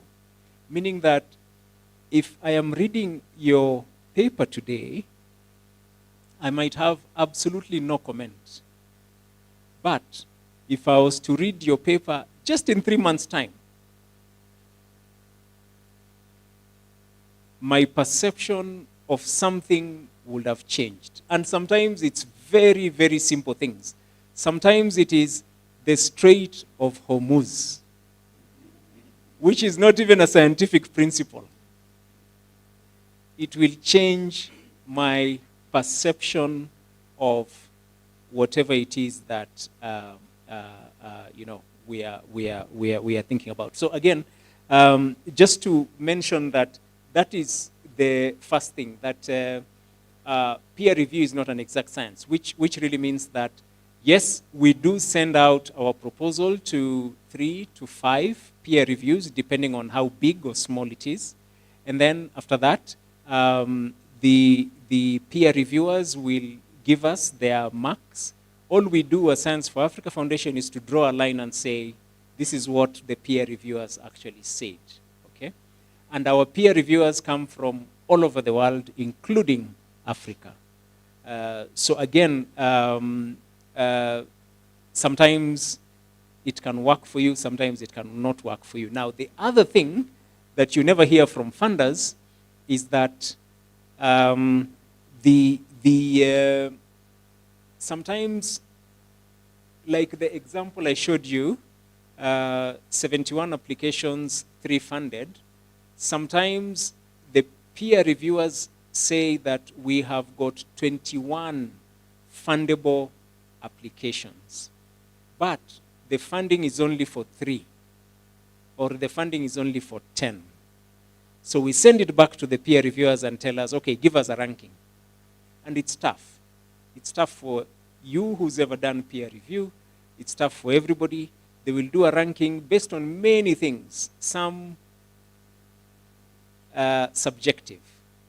But at the end of the day, there'll be a ranking, and then after that, we will actually proceed with the funding. So meaning that you can have an absolutely good proposal. I believe I write the most beautiful proposals you will ever see, but they are not funded, which is fine. Because I know that peer review is not an exact science. And then even when you appear in the fundable list, a ranking has to be done. And maybe someone just did one part better than you. Maybe just did the budget better than you, and that's it, which is fine. That's why sometimes having your name known and out there becomes absolutely important. Okay, Prof. Liz, innovations, patenting. I was discussing with Prof. Raburu today morning, and I was mentioning that where we are actually reaching innovation managers on the African continent in terms of things that should be able to take us forward, we have currently whittled it down to 2 things. And I mean, there are many of them, but 2 important things. The first one is high value exports, okay? Meaning that if you're to create an innovation that has great potential to have high value exports, you'll be at a better place, compared to someone who is maybe just, innovating for a local community. And I'm not saying this in a bad way, but I'm just saying that there'll be more interest from especially external funders if you have an innovation that can be able to build high value export than one that cannot. And then, second point is that, yes, I know we usually talk about patents, but there are many other pieces of intellectual properties that we also need to think about. Copyrights, trade secrets, and others. And just make sure that, you know, there are many ways in which we can capture intellectual property.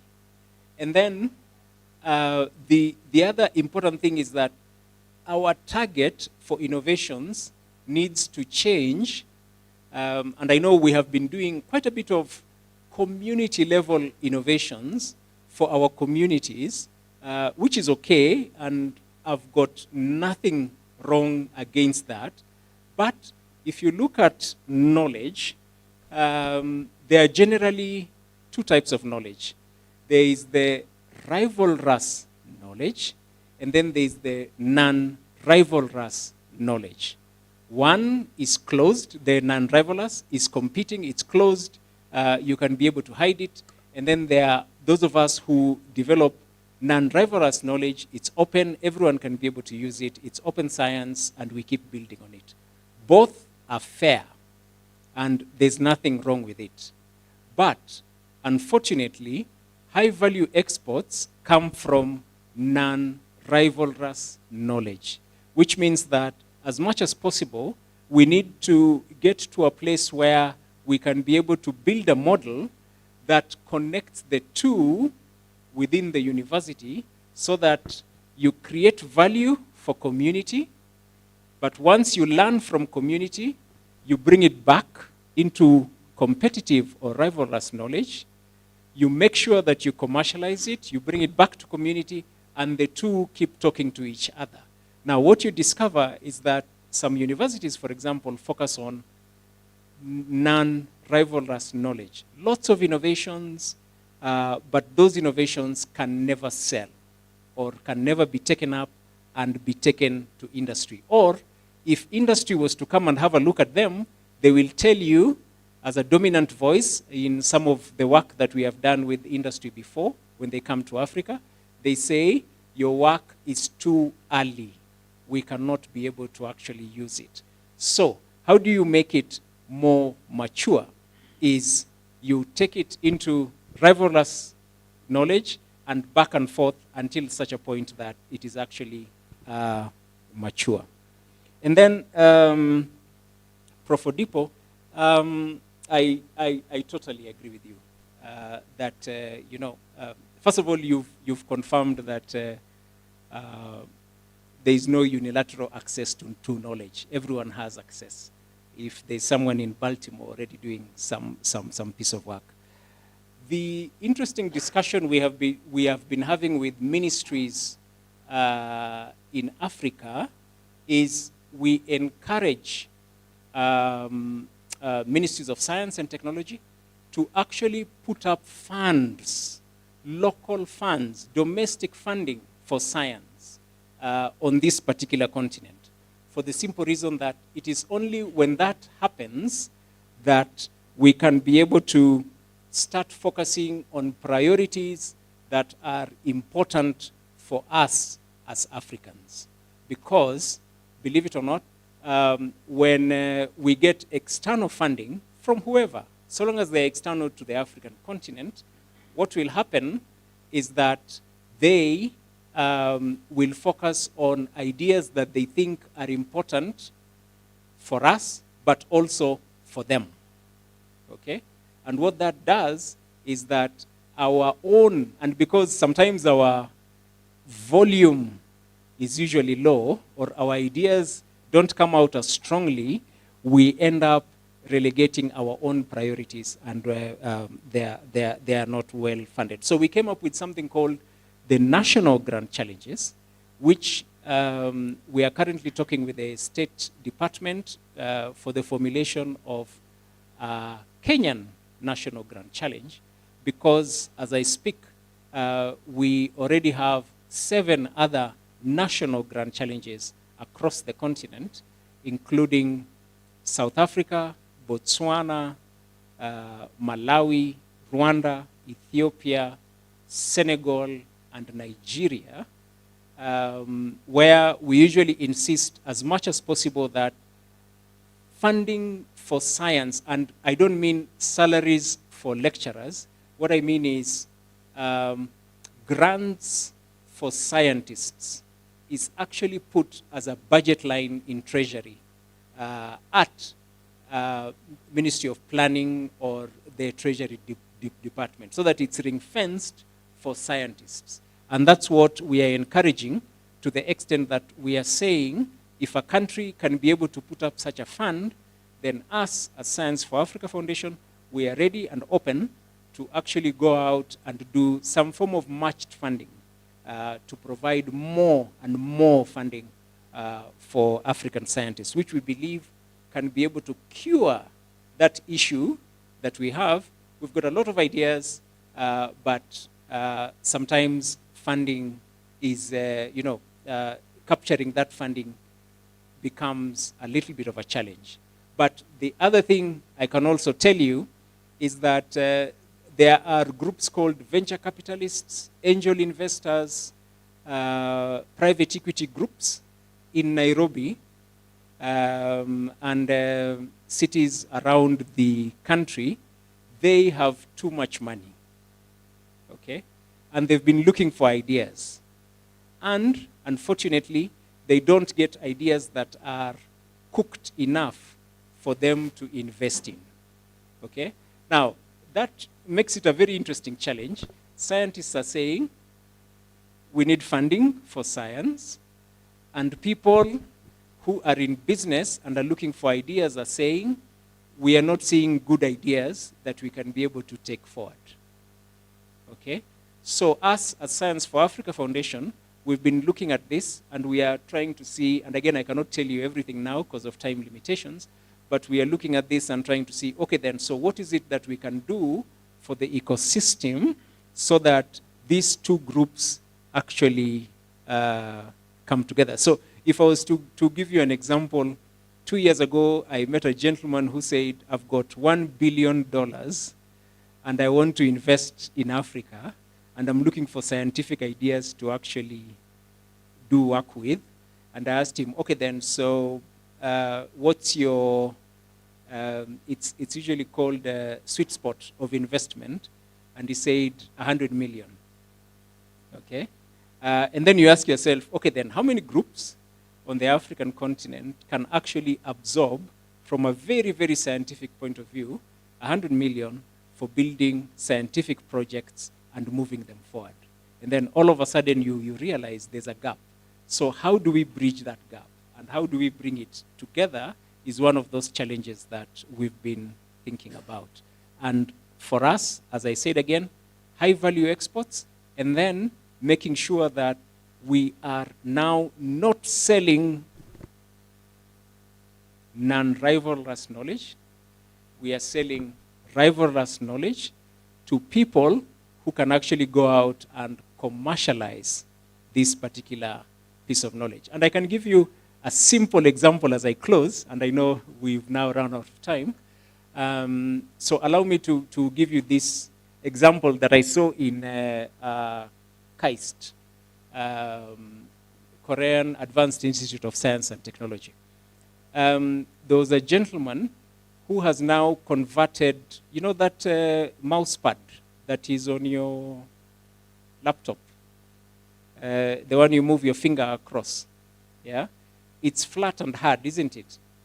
There's a PhD student who's now made it flexible, okay? Now, just think about that. What is coming is now a flexible pad that you can fold, okay? Now, what that means is that you can actually fold that and put it on the face of a robot, and if you touch that robot in a certain way, it will respond, if you train it using artificial intelligence, to your touch. It will know that was a slap. It will know that was a loving touch. You just need to actually train it. Okay? Now, think about the number of uses that particular innovation can actually do. First of all, it is a high value export because you can put it on a steering wheel of a car. And if someone holds the steering wheel very, very tightly, the car will know this person is in a panic. You can simulate panic, and then you can be able to know pressure on a steering wheel, whether it's firm or not. Okay? And if you just, I mean, even your phone, your wallet, your clothes, you can see how just by making the touchpad of your computer flexible instead of hard changes the whole game. So these are the kind of things that we are now pushing for to move away from non-rivalrous knowledge to now rivalrous knowledge that we can be able to compete with in the world. And as I finish, can I just tell you something that is actually keeping us really, really, and allow me this, Prof, that is keeping us really, really behind is this phone, and I can't remember even how much it was. Let's assume it was $200, okay? 20,000 Kenyan shillings, okay? How much of that money do you think went to a Kenyan? Do you want to take a guess? How much? Less than 10%? 10% thereabouts? Yeah, maybe 10%. 2,000 or 2,500 Kenyan shillings went to a Kenyan. Okay?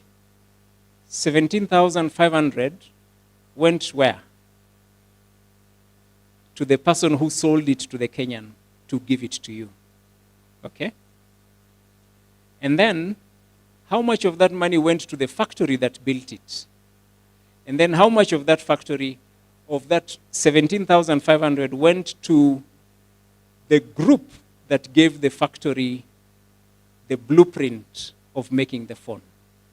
That is the kind of thinking we need to have, because we are losing a lot of money. And I know all of you have phones, so all of you have contributed to the development of South Korea. Okay? So just think about that. It's absolutely important. We need to get to a point where we build rivalrous knowledge and we build high value exports. So thanks again.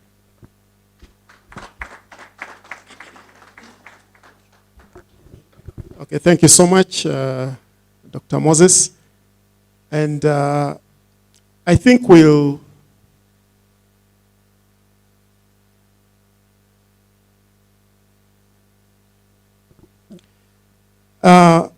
bring this session to an end because of time. So we'll go into something else and then we'll take a break. So we are going to have a short break where we are going to have a group photo, and then thereafter we'll come for tea served outside here. But before we go out, I would like to invite Professor Simiu to lead us in this next session. Thank you so much, Prof. Donald. Thank you so much, the speaker. Can we give an applause? Thank you. Thank you so much. We would like to appreciate our guest. I request the guest to come forward and the representative of the VC to also come with your brown, not brown anyway.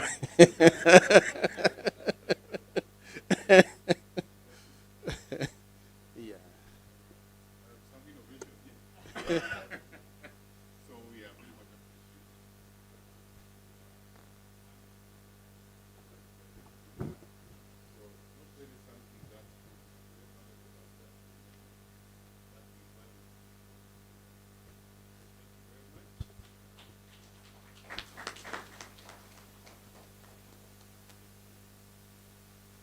Thank you. So, colleagues, we can have a break of 20 minutes, as it has been said. But first, a group photo, then some tea, then we come back for the next session that will involve the panel discussion, and that is where we shall have the best, as we have had this morning. Thank you so much. So welcome for group photo, and then a cup of tea. Thank you.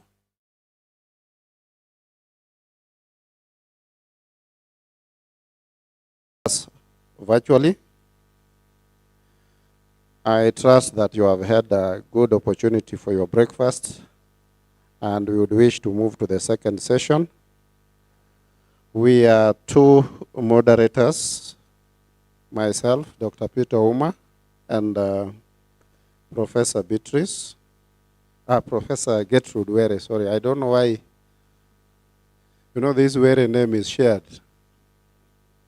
So I would wish to invite my co-moderator to do the first round.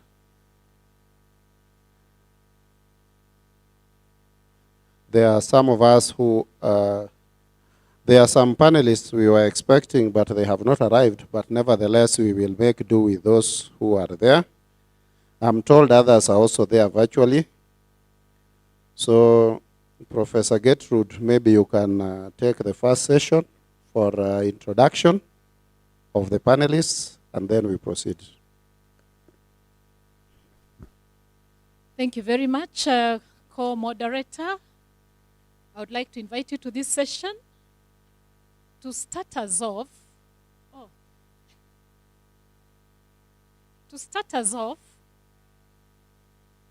I would like to request the panelists to introduce themselves and also introduce their projects in about 1 minute only. Let us start from here and go that way. Thank you. Okay, good afternoon. My name is Dr. Grace Moredi from School of Arts and Social Sciences, Department of Development Studies. So we are in a program, in a project that's sponsored by or funded by European Union and Erasmus+. And the project is on enhancing e-learning in higher education in East African regions, particularly in the regions that are that are facing conflict. So our main focus is on Southern Sudan and Sudan. So we have two universities from Sudan, and 2 universities from Southern Sudan, and 2 universities from Kenya, University of Eldoret being one of them. And then we have another partner from Spain and 1 partner from Cyprus. Thank you. Thank you very much. My name is Morris Okoth. The project that I coordinate is sponsored by VLIR. It actually looks at clean water in the informal settlements and underprivileged spaces in Kenya. And this project involves several institutions, University of Eldoret as the lead, and I'm the PI. There is University of Ghent, which is in Belgium. There is a Water Resource Authority, Nairobi, and also Moi University. So we are looking at the physical, the chemical, and the microbiological components of water, and how we can come up with a kit to be able to just clean water like PAP. Thank you. Good afternoon, everyone. My name is Odipo Osano, a professor of environmental toxicology at the School of Environmental Sciences and Natural Resources Management. I'm involved in a number of projects. I will try to summarize.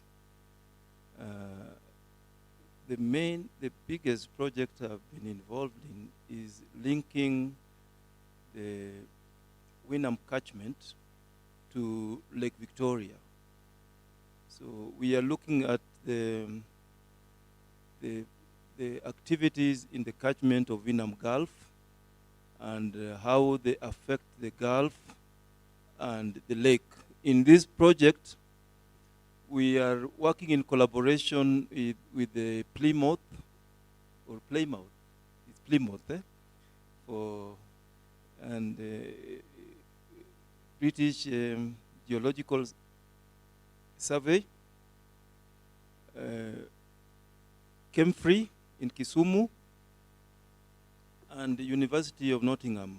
And this project spawned a number of projects that were supported by GCRF, Royal Society, and so on. Then, I'm also involved in planetary health.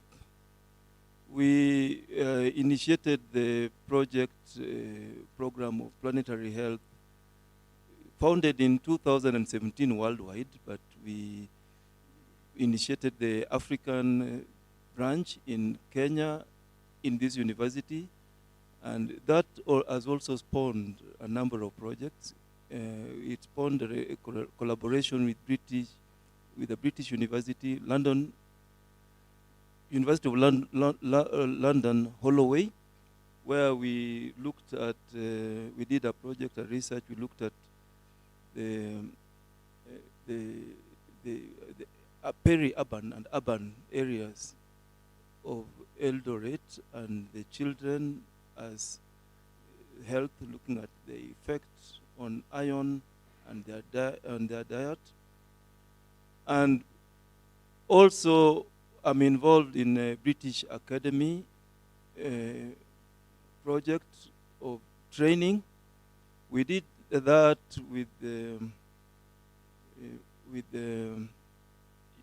we did a training of early career fellows involving early career fellows from Kenya, Nigeria, Zambia, and we were doing that training online and actually hybrid and physical. So we had students from Nigeria and Kenya and Zambia, and we're getting Prof. trainers. Prof, maybe we will cut you short. Sorry. Just do a quick introduction. We will come to that. Okay. So we have an extension of that project which should start anytime now. I will extend that as is requested. Thank you so much. Good afternoon. My name is Beatrice Were. I'm a geneticist from the Department of Biological Sciences. I trained as a botanist from my basic degree, and that's the line I continue to pursue. I'm here because of a project that I've been involved in for many years, the SOGAM project at University of Eldoret. This project is done in collaboration with other institutions and universities. For example, we have worked at some point with Nasari, Uganda. We have worked with Calro, Moi University, and Rongo University. At this point, let me have you know that the leader of the project is based at Rongo University. That's our Professor Gudu. This project addresses challenges that face farmers who grow sorghum, and we sought to address issues like low yield, stresses in the field, production systems, and also train farmers on how to be able to use the technologies better. So we are grateful that we are able to come this far through the support from the Magnite Foundation. Thank you. Good afternoon. I am Julius Ochodo from the School of Agriculture and Biotechnology, the Department of Seeds, Crop and Horticultural Sciences. I'm here because of one of the projects that I lead, TagDev 2.0 program. This is a program, a 10-year program that is trying to transform the university activities. That's why it is called TagDev. TagDev, the T is transformation, A is agriculture, and then development and growth. This is a program that is implemented by Raw Forum from Uganda, and it is sponsored by, or rather funded by, MasterCard Foundation. It has several objectives, but one of them is to strengthen the universities, the university activities. That's where the transformation comes in. And it looks at curricula, it looks at teaching, it looks at equipment, and even the culture within the university, so that the university can be transformed. Then the other objective is that this is a program that is actually drawing us away from our normal conventional areas of work as a university. It requires us to go and look for out-of-school youths so that we can skill them, we can incubate them, and train them into developing businesses and outscaling their businesses so that they can be able to find dignified and fulfilling job. And that is one of the reasons why we have even developed an incubation hub within the university to be able to do all these activities at the same time. So thank you. Good afternoon. Okay, I'm involved in several projects. We have an EU project that is for digital collaborations and partnerships. And we have several institutions that are involved. There we have University of Paris 1, Panthéon-Sorbonne. We have one university in Germany, Viadrina. We have, of course, University of Eldoret. We have Open University of Kenya. And we have other partners, the training on communication partners, and we also have ANI, that is Africa Network of Internationalization of Education. And then we also have another EU project for student mobility. And then the third project is the World Academy of Sciences. And these are two projects. There's BASIC, where 2 students, master's student and 1 PhD, was trained, and then we have collaborative, where we collaborate with Bangladesh. So these particular projects are mainly on reduction of pesticides to reduce pests of tomatoes, which are grown by small-scale farmers. So using bacteria, friendly bacteria and fungi.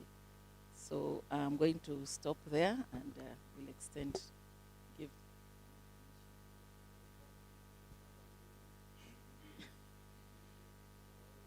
Okay, my name is Lizzie Mwamburi. I'm from School of Science, Department of Biological Sciences. Thank you. I'm Frank Masese from the School of Environmental Science, Natural Resource Management, from the Department of Fisheries and Aquatic Science. I have quite a number of projects going on, but I'll mention 2 or 3. The first one is the water pans project, sustainable water pans. It's funded by the Dutch Ministry of Foreign Affairs. So we are collaborating with the ICH Delft Institute for Water Education. Then in Tanzania, it's a transboundary project. In Tanzania, we are working with Oikos East Africa. It's an NGO in Arusha. Then the Ministry of Water in Tanzania. So we are looking at water pans. These are man-made water harvesting structures in arid and semi-arid areas, used by people, livestock, and wildlife, so there's cross-contamination.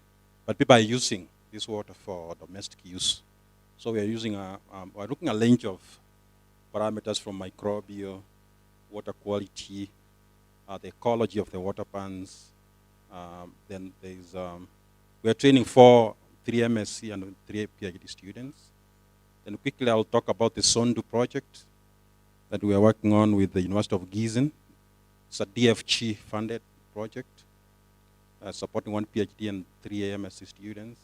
So here, because of land use change and the influence it has on water quality in streams and rivers and the scope of climate change, so we're trying to see how land use change is affecting water quality and quantity in streams and rivers. So we have been having long-term projects from 13 years. So we are also using AI and machine learning tools to predict how future climate and land use change is going to affect water resources. Finally, I'm talking about the Danida funded project in Lake Victoria, also collaborating with House University and the Technical University of Copenhagen, Maseno University, and Kemfree. It's going to train 4 PhDs and 4 MSc students. So in Lake Victoria, there's growth in catch farming because of declines in fisheries capture. So we are looking at the impact these catch are having on the lake and water quality. But there are governance issues, there are conflicts in the lake and so forth, and water quality changes that are affecting all those aspects. So that's what I can talk about this for now. Hello, I'm called Solomon Mulindi. I teach in the School of Engineering, Department of Agriculture and Biosystems Engineering. I'm here because of 2 projects that actually went through the university. The first one is supported by Kenneth. It is on a development of a machine for harvesting pyrethrum. This project is kind of an innovation because by and large in Kenya at the moment, pyrethrum is harvested using hands. So there is a new investor who decided to have a machine. So he gave us the exercise. Now we wrote a proposal and Kenneth has supported it. In the program, to come up with an innovation for a machine. Then we have also 2 postgraduate students who are partially supported in the area of research. Then the second project is involving 4 institutions. 1, University of Eldoret. 2, Cranfield University in UK. 3, a private investor in the Central Province who exports French beans to European market. And the project is being supported by UK Innovate. So the purpose of this project is to increase the quality of French beans on European market and the supermarket. Secondly, it is to increase the amount of money that goes to the farmers. In the project, there are 2 other colleagues from this university, Professor Wilson Ngetich and Dr. Chebet. And then UK, we have other professors you may not know, but I'll just mention one name. There is one called Robert Simeons. Thank you. We'll go into greater details at a later stage. Okay, good afternoon, everyone.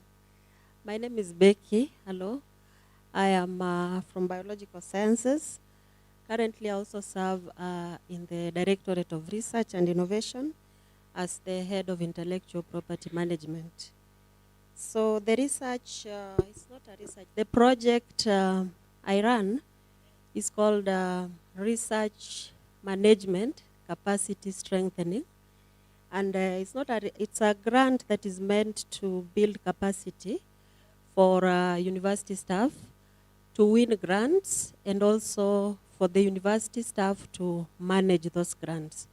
So it deals with the entire grant life cycle, all the way from the development of the proposals and the support that is offered during proposal development, during funding, after you get the funding, and also the outputs of the research, what comes out of the research.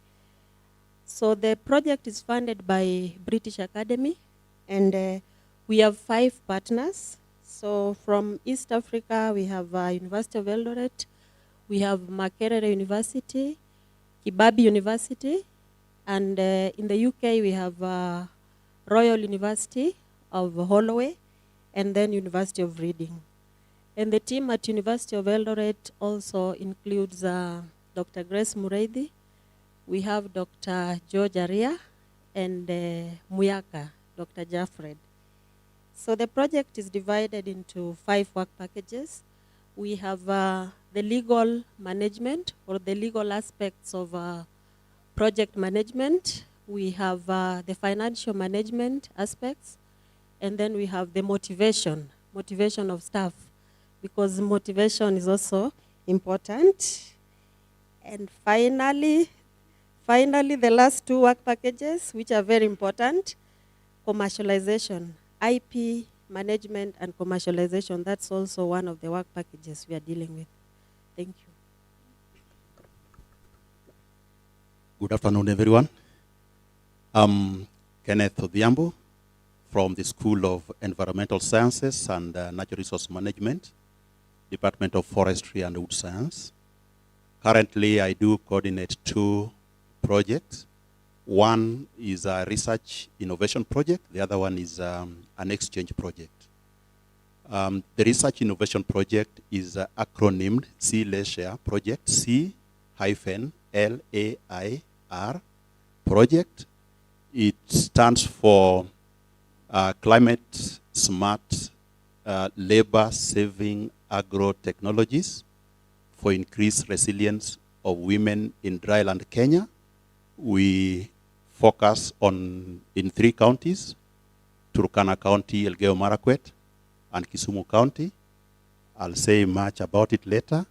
The second project is about exchange.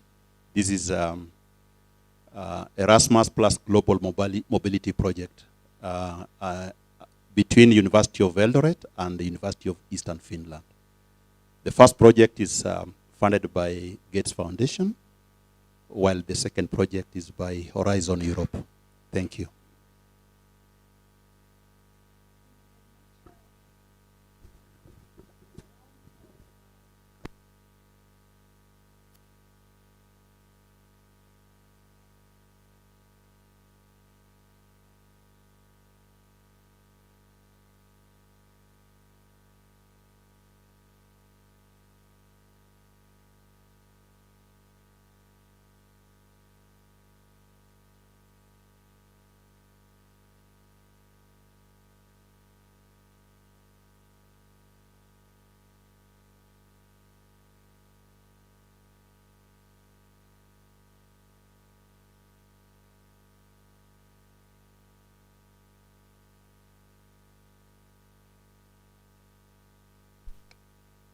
Thank you.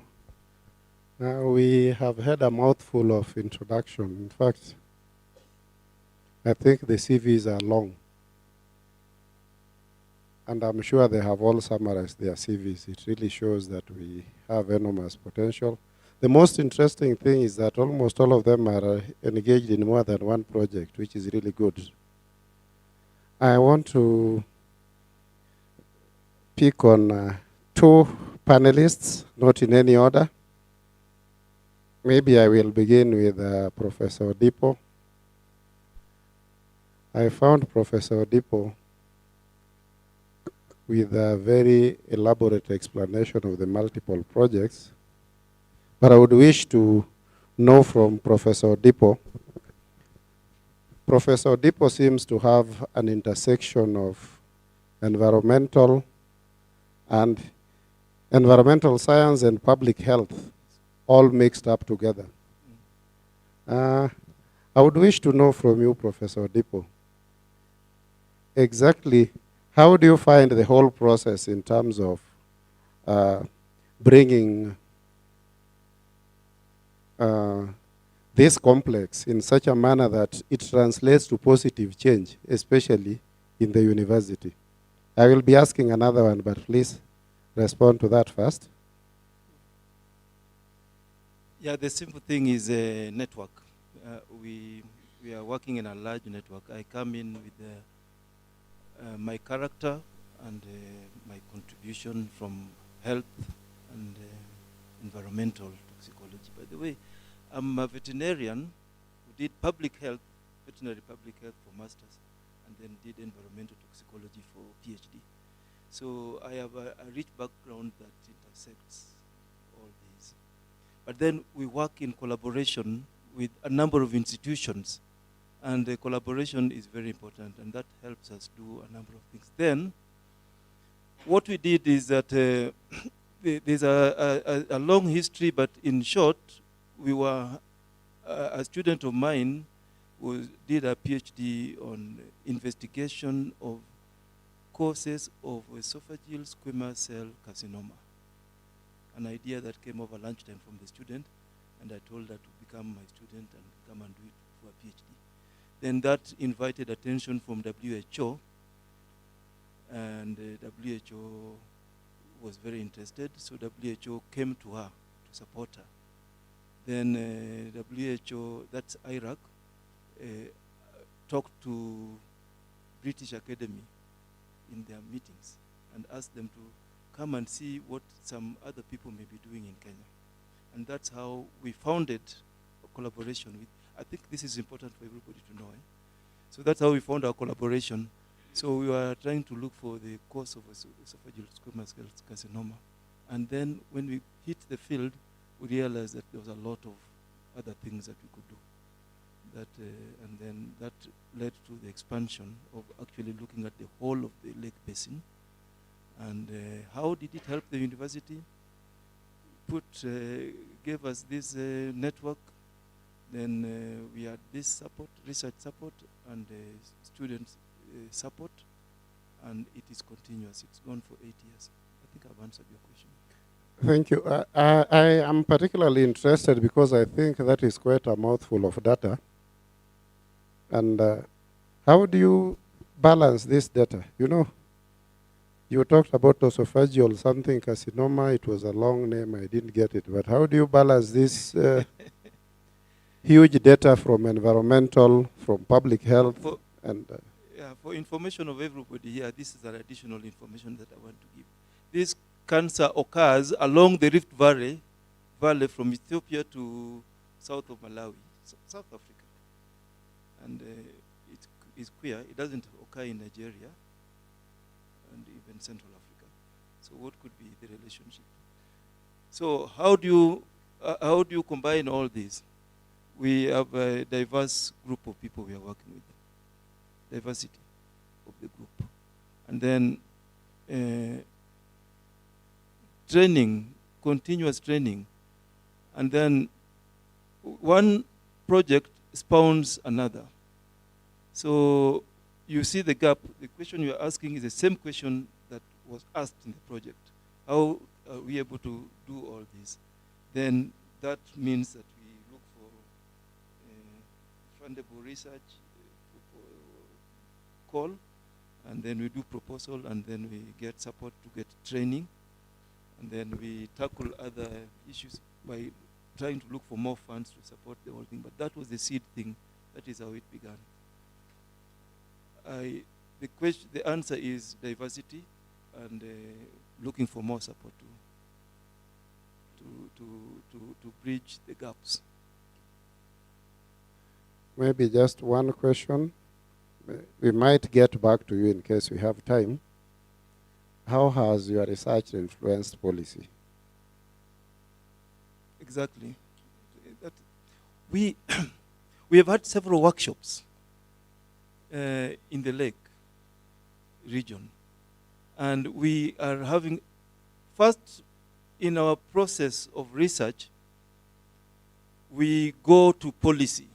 We make a visit to the county headquarters and talk to them and tell them what we want to do. We were writing letters to make them. I hope you are all aware of this, that these things are required in the county these days. You have to get some kind of authority. if you didn't know, they have, all the counties require us to get authority from them to do research, apart from the authority from the coast. So we write letters to them, and then we go and explain to them. Then when we get our results, we bring them back for training. And that is how we embraced the policy. Then we have written policy briefs, and CAMFRE has come up with a document to address policy gaps and to address actually what is needed for improved fisheries on Lake Victoria. So we are coming up with documents that are consumable by policy. We are also meeting policy and getting feedback from them as we do the research. Thank you. Thank you so much. Thank you. I think maybe I'll go to Professor Chuodo. I'll just ask you one question in the interest of time, but we will again get back to you. I realize in your projects you talked of TAGDEV, and that involves several universities across several countries. What is your most important singular learning experience in that particular project? Thank you. Like I said in the beginning, TAGDEV is an African program. We are just one of the universities that are implementing it. The whole program has 15 universities in Africa. That includes us. And every university then brings in another 3 universities in their country. So us here, we are collaborating with Moi University here, with Masinde Muliro, and with Jaramogi Oginga Odinga University of Science and Technology. But it is also required that you have TVET colleges. And for us, we have 7 TVET colleges from around that we are also collaborating with. Why are we doing this? Because this program requires us to do skilling of the youths. And as we know, the universities are not very good at skilling. They are good at training. So we use and we work together with the TVET institutions to skill the youths. Why are we skilling the youths? We are expected to look for youth that are out of school, youth that have left school but are doing something. They are making a living one way or the other. We want to skill them so that they can then be able to get dignified and fulfilling jobs. So what have we learned? There are many lessons that we've learned because this is an international collaborative. One is that each university and each country has different ways of doing things. We have different cultures, we have different accounting systems, we have different education systems. So we have learned to be flexible enough, we've learned to have the University of Eldoret, for example, to have certain things that they didn't have. For example, when we started, we had to bring in the idea of having an international students office because we needed that. We are also pushing, for example, that we should have a unit in education that teaches, for example, foreign languages at the very basic level so that these people who come, we have people coming from Congo, for example, they know very broken English. We have people coming from other places who cannot really communicate very well. So we need a unit in the university that can teach other languages. So that is one thing that we have learned and we are trying to bring to bear in this university. The other thing is that, as I talked about finances, we have learned also that most of these organizations for example, the MasterCard Foundation, they expect us to be completely accountable. So accountability is very important. We have realized that people will give you money. People will only give you money if they can trust you, if they think that you'll use the money for the purposes that it is meant. And the third one, of course, I've talked about language and cultures. Because of that, we have pushed for the International Students Office that now brings all these international students together. They do a lot of things together. They have cultural days and all that sort of thing so that we can learn from each other. May I leave it there? Thank you. Thank you very much for that response. The next question is directed to Professor Maurice Okoth. Professor Okoth, your research project is in the area of water quality. What lesson do you have for University of Eldoret in as far as transferring laboratory-based research to practical community water solutions? Thank you. Thank you very much. A few things have been learned. One is that what you do in the lab may not translate to what happens actually in the field, because the lab can do very good results, but without support of the community, without involving people in the community, that research might never succeed. So that is one component that we have learned. The other thing that we have learned is that communities value solutions that are simple, that are cheap, that can actually use local resources. Prior to this current project, which is a 300,000 euro project, translating to maybe 30 million Kenya shillings, we had a smaller project. And I would like the audience to know that you cannot win the big project before you win the small ones. It cannot work. I tried thinking that at that time I was a VC. So I thought even my name would help me. Nothing happened. So when I won my first project, it was only 6 million from VLIR. And they saw how I managed, and I was able to get the next one. So that is a lesson that you can be able to learn, and also know that also the other thing is interdisciplinary collaboration is very important. We, in the previous project, we developed a tool or a prototype for filtering water using rice husks and things like that. But then it did not pick up because the expense was high, just like Moses was saying, the ugali thing that is sitting in the son's bedroom. So this time round, they told us, make it work, make it affordable. And we realized that if you do not take care of community needs, as much as you may do very good work, it might not work. For the university setup, we have trained students.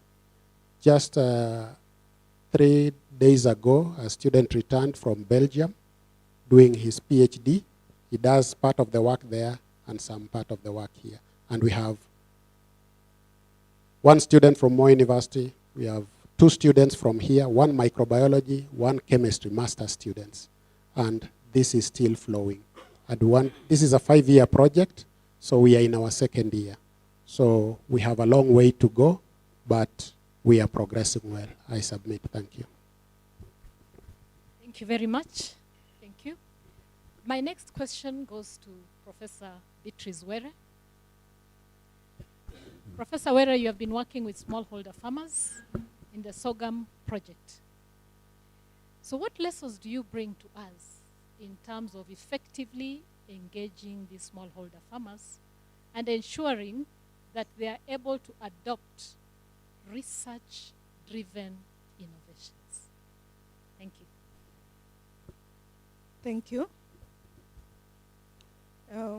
A number of lessons learned working with the farmers at different levels of the project. But a few things run through the levels. One is that you need to start where the farmers are. It's good that we have our big ideas from this end as scholars, but getting into the community, we also need to embrace their ideas so that they add value to what we want to do with them. They know their needs. We may not know exactly what they need. They know the challenges they are faced with. We may only know a few.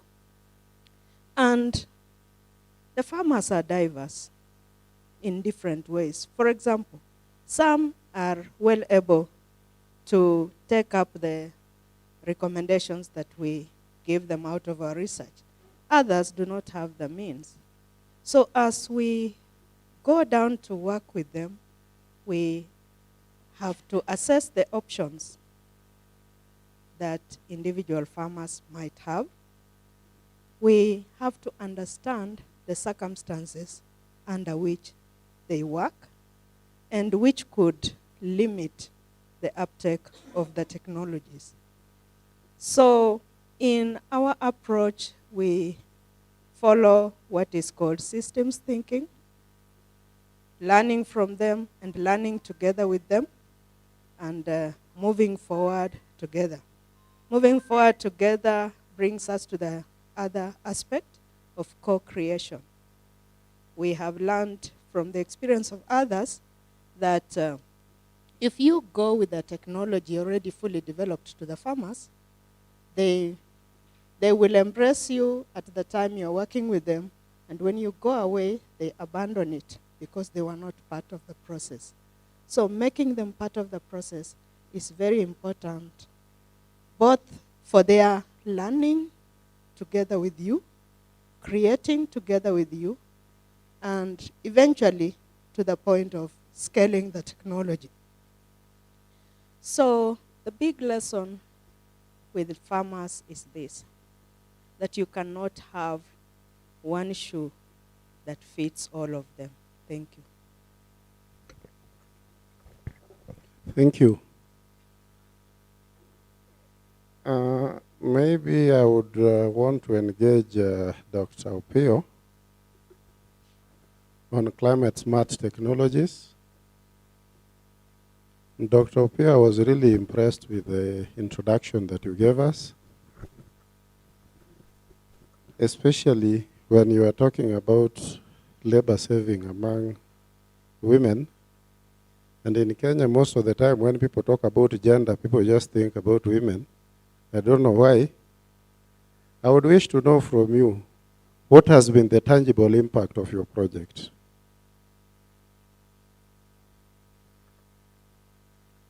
Thank you. This is a 2-year project with sites in 3 counties, Turkana, Elgeyo Marakwet, and Kisumu. In those 3 counties, we focus on different actions. I'll call them actions. In Turkana, we focus on solarized irrigation after drilling water. In Elgeyo Marakwet, we focus on agro-silvipastoral systems, focusing on beekeeping and poultry. In Kisumu, we focus on rice, fish, paddy production system, and poultry. In the 3 counties, the whole idea is to reduce the time and energy spent by women in those production systems. For instance, in Turkana County, where we identified places where women could work, but were challenged by access to water. We did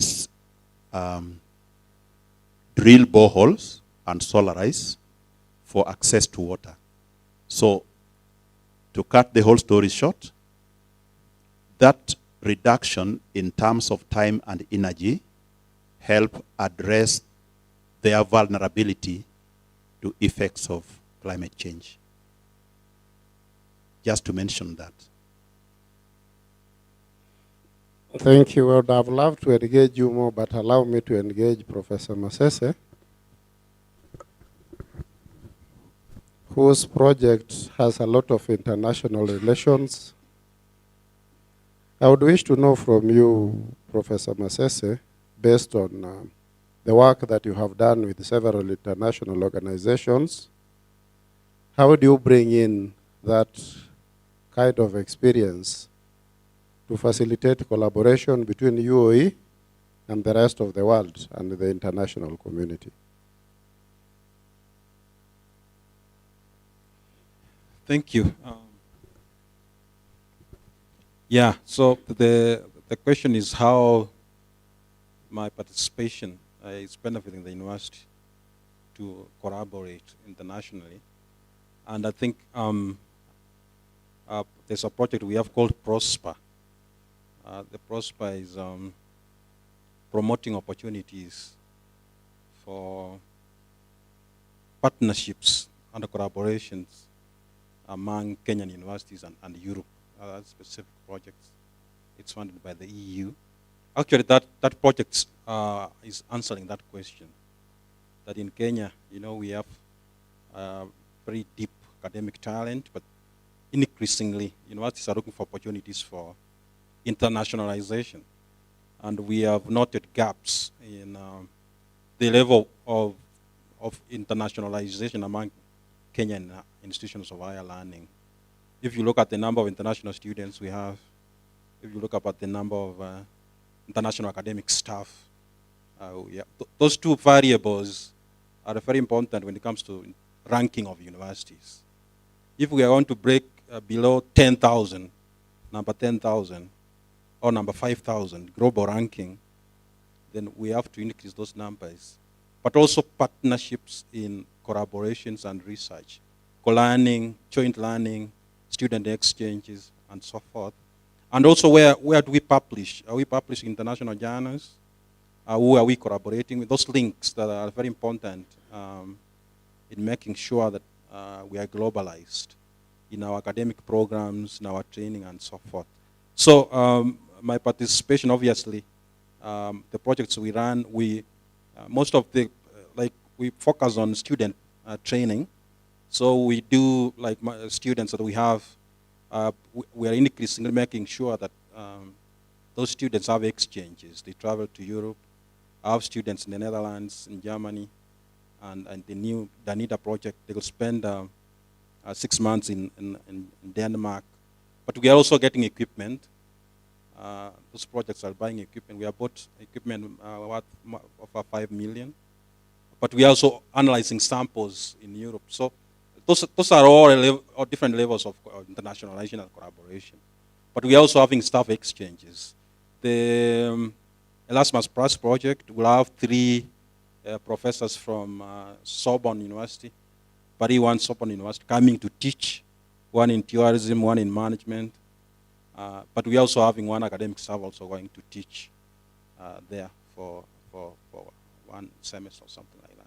So that's how, to some degree, I think the UOE is participating in these international collaborations. Thank you. Okay, thank you very much, Prof. My next question goes to Dr. Becky. Dr. Becky, you have been involved in strengthening research management, and you have a wealth of experience in that.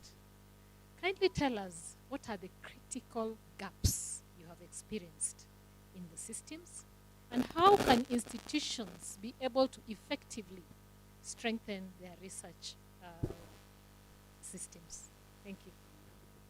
Okay, thank you very much, Dr. Ari, for the opportunity. In the project we are doing, we realized a few gaps especially in our research management systems. And one of the gaps we observed was particularly the weak structures we have pre-award. So the pre-award is a moment where people are identifying the grants and they are also writing the proposals. So what we found out with our partners was that they have very elaborate systems to support their researchers, from the identification of the right calls up to even the costing or the budgeting for the proposals, and also like due diligence, because they do due diligence on their partners. And also, if I can recall, they also check for compliance, especially with the funder requirements. So by the time they are sending out their proposals, they have a whole system which has supported them, including to check for the compliance with the funder requirements. So it's very easy for them to win these grants. But we found out that this is a gap in our African institutions, because we have our researchers struggling by themselves alongside the other normal duties that we have to write the proposals and compete globally. So that is a gap that we realized. And also a very big gap is in the conversion of research outputs into commercialized products. And this is a problem in a lot of universities. So it's not only here, it's not only in Africa. We found that even in the UK, there are still gaps. They still have gaps when it comes to translating the research outputs into products, into enterprises. So that is a gap that we are all struggling with as universities. And I'm glad that at University of Eldoret, we are already putting in the structures to support, or rather to try and bridge this gap. Of course, with the support of organizations like Kenya. And then we also found gaps in capacity. So capacity in terms of ability to write the proposals. Like has been said, even in this forum, we have a lot of staff members, but usually the ones who are involved in the projects or the grants is a very small percentage. And that is because of the skills or the gaps which are there in terms of capacity to write and to win these grants. And finally, we also have policy gaps. We found this even during the application for this particular grant, because there are a lot of policies which were required by the funders, and then we couldn't find them in our institutions. Not only here, but also in Makerere, Kibabi, and we were struggling to find the right policies, even as alternatives to what the actual policies that they required, for the funders required. So I think in terms of the solutions, is just to bridge these gaps, especially to provide the structures to support the researchers, particularly in the pre-award development of the proposals, and also complying with the funder requirements, and also, of course, development of the structures and the frameworks for translation of research into outputs, not just publications, but real life impact to the communities. And then finally, the partnerships. This has been mentioned before, the partnerships which we have to form for mentorships, for peer learning, and capacity building. Thank you. Thank you very much, Dr. Becky. My next question goes to Dr. Grace. Dr. Grace, you are implementing a project in a conflict-prone area. It is not easy. Please share with us your experiences and lessons that you have taken note of, particularly in designing and implementing resilient projects which are also inclusive. and suitable in that region. Thank you. Okay, thank you very much. As I said, our project is focusing on creating, or well, enhancing e-learning in higher education.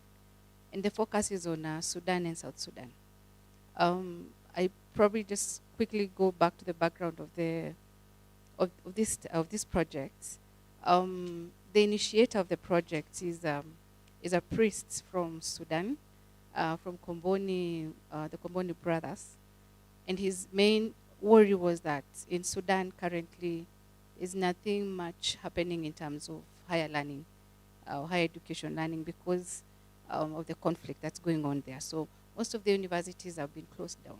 So he was wondering, how do we continue learning in these conflicts, in the conflict-affected regions? And so he reached out to a partner from Tangaza, and then the partner reached out to me, and then we reached out to our partners in Spain and Cyprus, and then we came up with this project. And one of the lessons that I take home from that short, brief background is, for us here at University of Eldoret, for instance, we think e-learning is a luxury. I mean, it's something that we can do without, because we're able to do physical learning. I've seen the Odell directorates begging us to attend lessons sometimes, to attend trainings on e-learning. When you look at Sudan currently, e-learning is a necessity.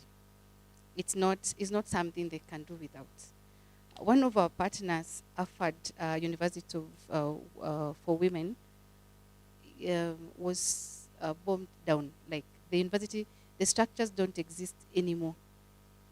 First, the rebels came, stole everything that was there, and second came and bombed it down. So it doesn't exist. So, but they are learning online. They're doing everything. They have really pushed themselves to continue with the university. So it's a complete online university. So it's what I've learned listening to our partners. Online learning is possible. It can be done 100%. For them, it's a necessity, but we also have to look at it as University of Eldoret. What can we do also? We are way ahead of Sudan and Southern Sudan in terms of our structures, but way behind our other partners in the developed countries.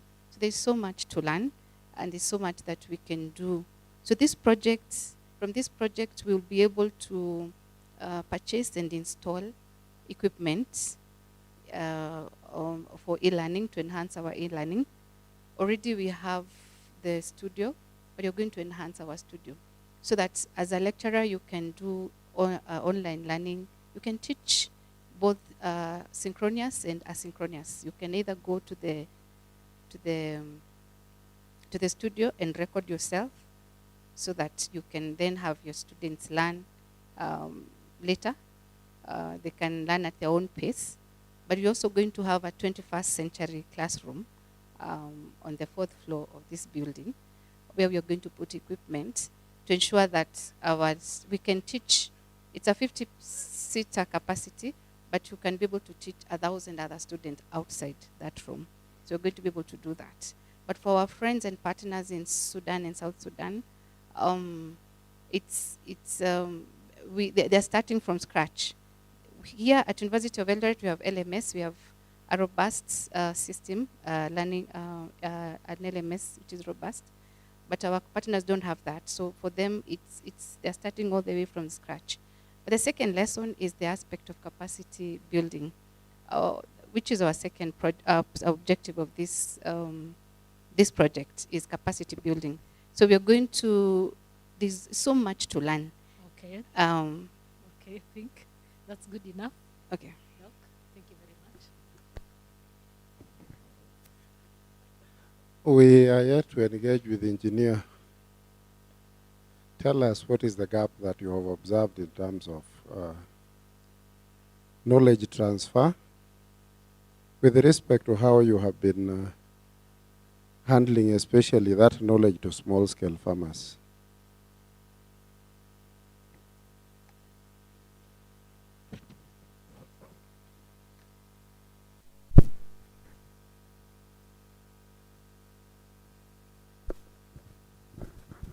Yeah. First of all, the way the gap that exists between what we have and knowledge transfer to small-scale farmers.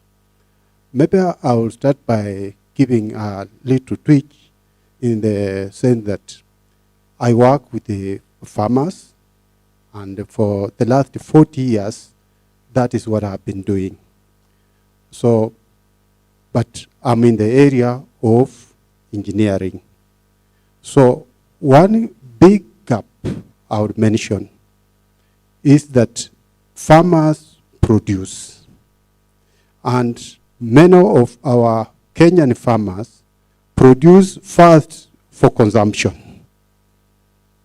And the aspect of taking to the market is not there.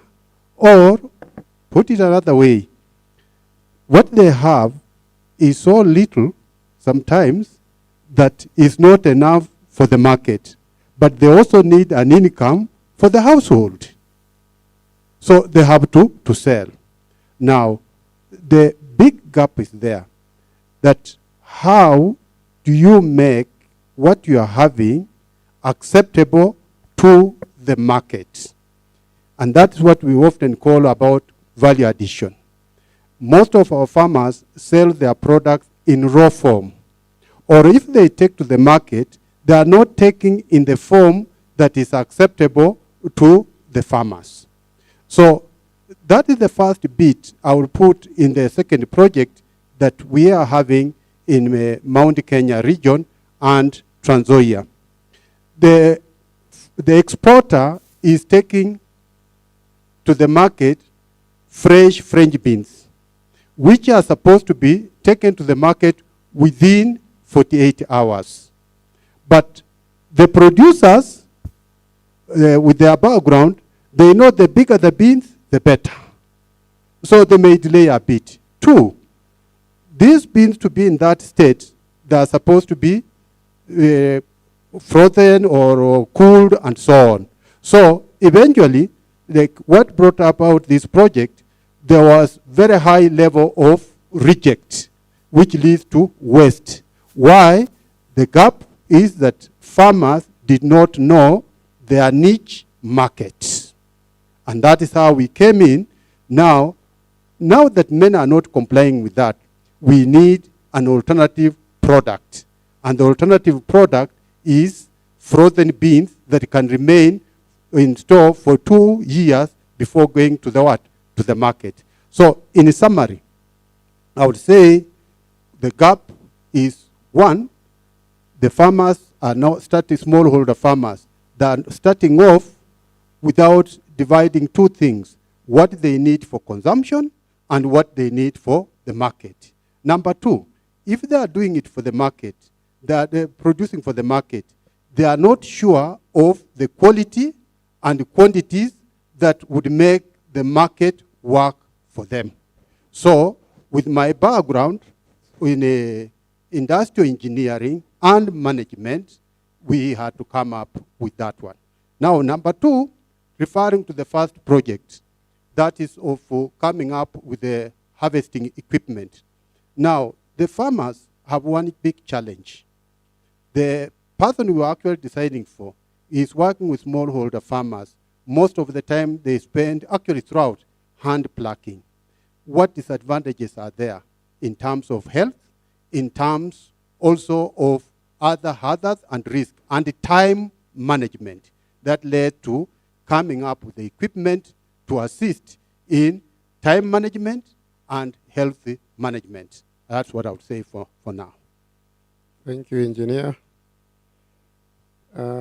This question goes to Professor Liz, and it's going to build on what you have just told us. I know it's not the same project, but of course, after you come up with an innovation, there are issues of scalability and issues of adoption among farmers. I have been looking at what Professor Liz is doing, and it's very close to that. Just tell us something about what you have been doing with respect to scalability of any innovation that comes in, as well as adoption by the farmers. Thank you. Okay, thank you so much.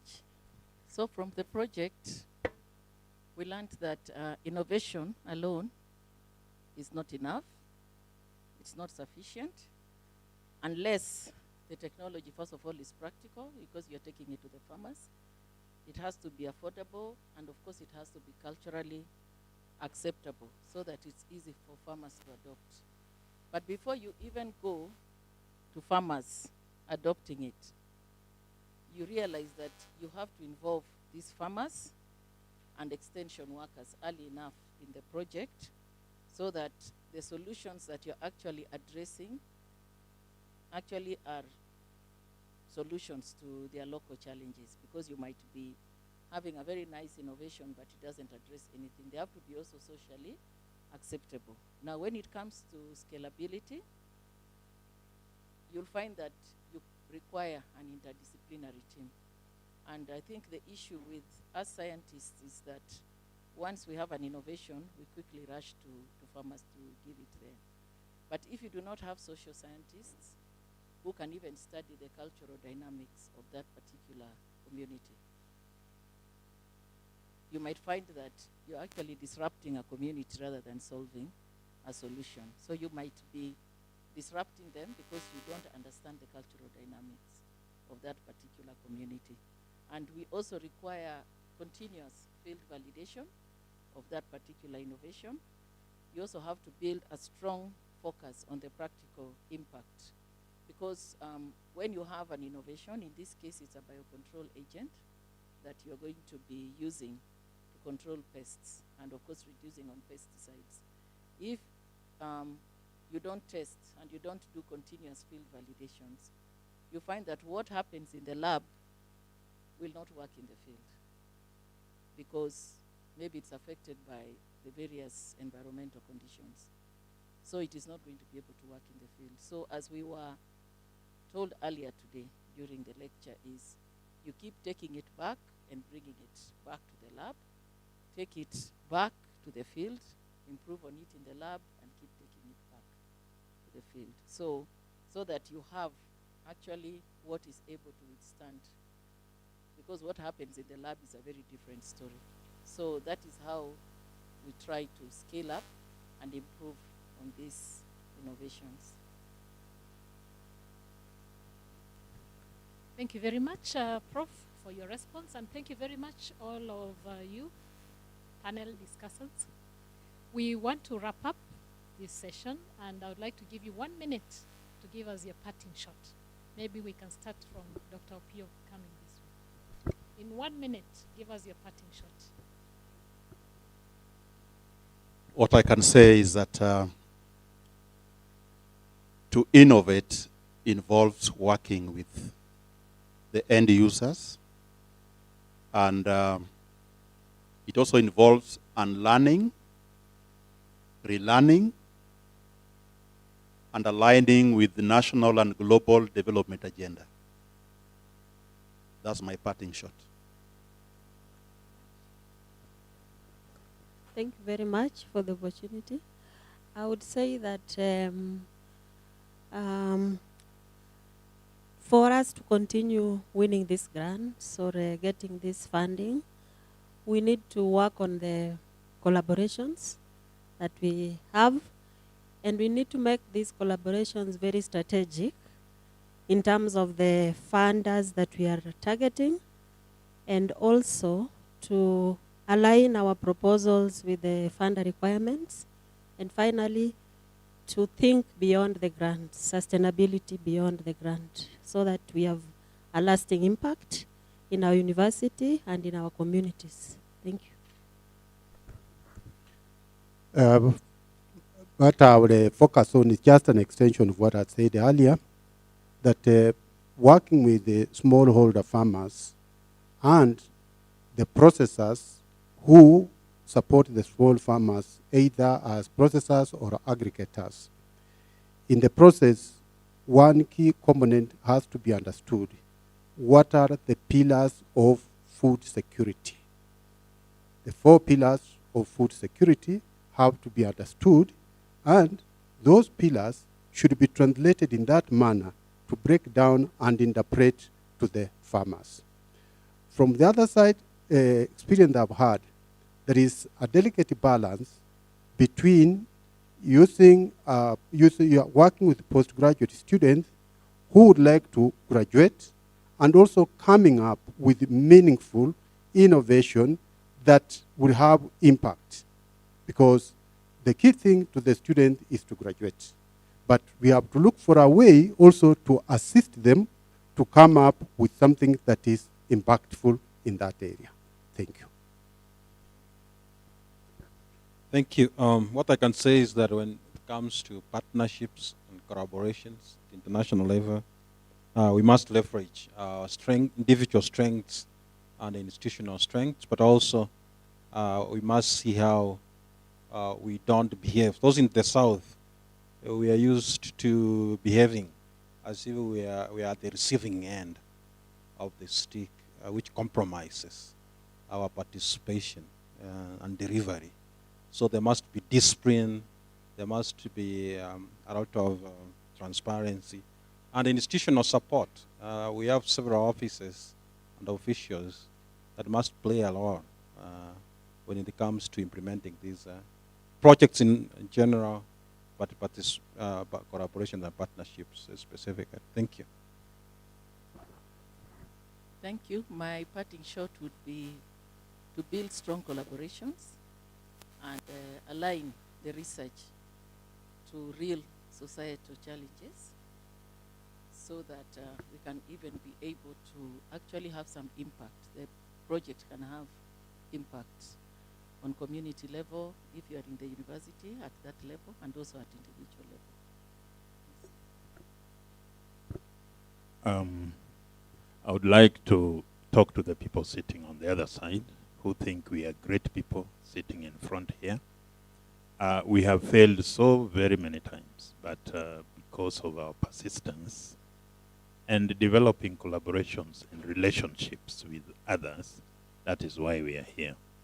And I want to announce that because of the projects that we are trying to run around, we are trying to establish certain systems in this university. For example, we know that we do not have a grants office in this university yet, but slowly we are developing components of the same. Today, Ken Odhiambo here, sitting in front here, is recognized within RUFORAM. RUFORAM is an organization for 170 African universities, collaborating with several international others. Ken here, because of our push, is known there as the one who reads and interprets Horizon Europe calls and Africa academic mobility calls. He is the one who is called to read those calls and interpret them for the rest of Africa that are trying to handle this. So I'm announcing that because Ken will not say, and you might not know, and therefore you are not going to use him. And the university that is sitting here should also know so that they can start using him. We will move very far because you realize you alone, you might not read that call and understand it properly.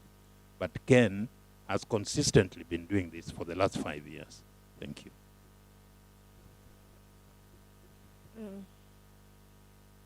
I would like to end with this, that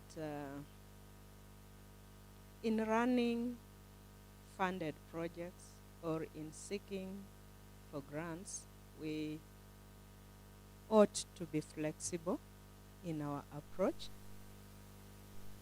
because of the dynamic nature of development partners, remembering that we fit into their mission. Each development partner has a mission and vision to fulfill. And what they give us to undertake activities from our end is just a fraction of what they hope to achieve. So let us remember that we need to be flexible and move with them in the direction they would wish us to go. That does not mean we cede our thinking capacity and forget ourselves completely, but I'm talking about fitting into the systems that exist. Thank you. This makes it very difficult because they have said what is in our thought. I want to make it difficult for the last two.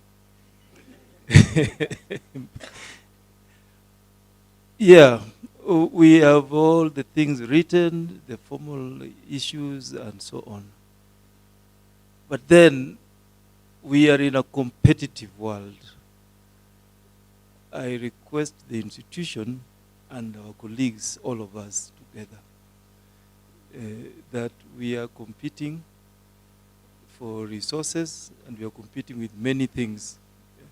So let us help one another. Don't believe that I am so strong or any of us here is too strong. Let us see how to help one another and let the institution see how to help us all achieve. There will be a lot of iteration and heuristic learning along the way. Let me leave it at that. I don't know whether other people will have anything to say.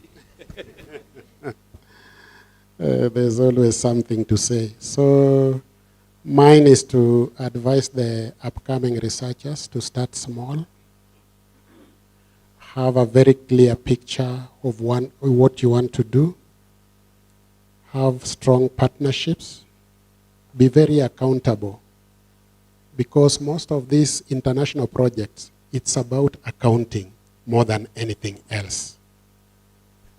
You are given funds, you do the work, you provide proofs, and auditing follows. You know, it's just like a cycle throughout. So I'm in my second year, and I'm already tired of accounting. But to the administration, the parting shot is that be friendly to researchers. In procurement, in accounting. Why do you want me? I want 4 million of my 10 million in my account to go and do my work. And then you tell me it's too much. Based on what? I submit. Thank you. It's now difficult for me because I think I summarized what they say. However, I'm just going to say two things. I think what I learned so much from this project is the power of partnership.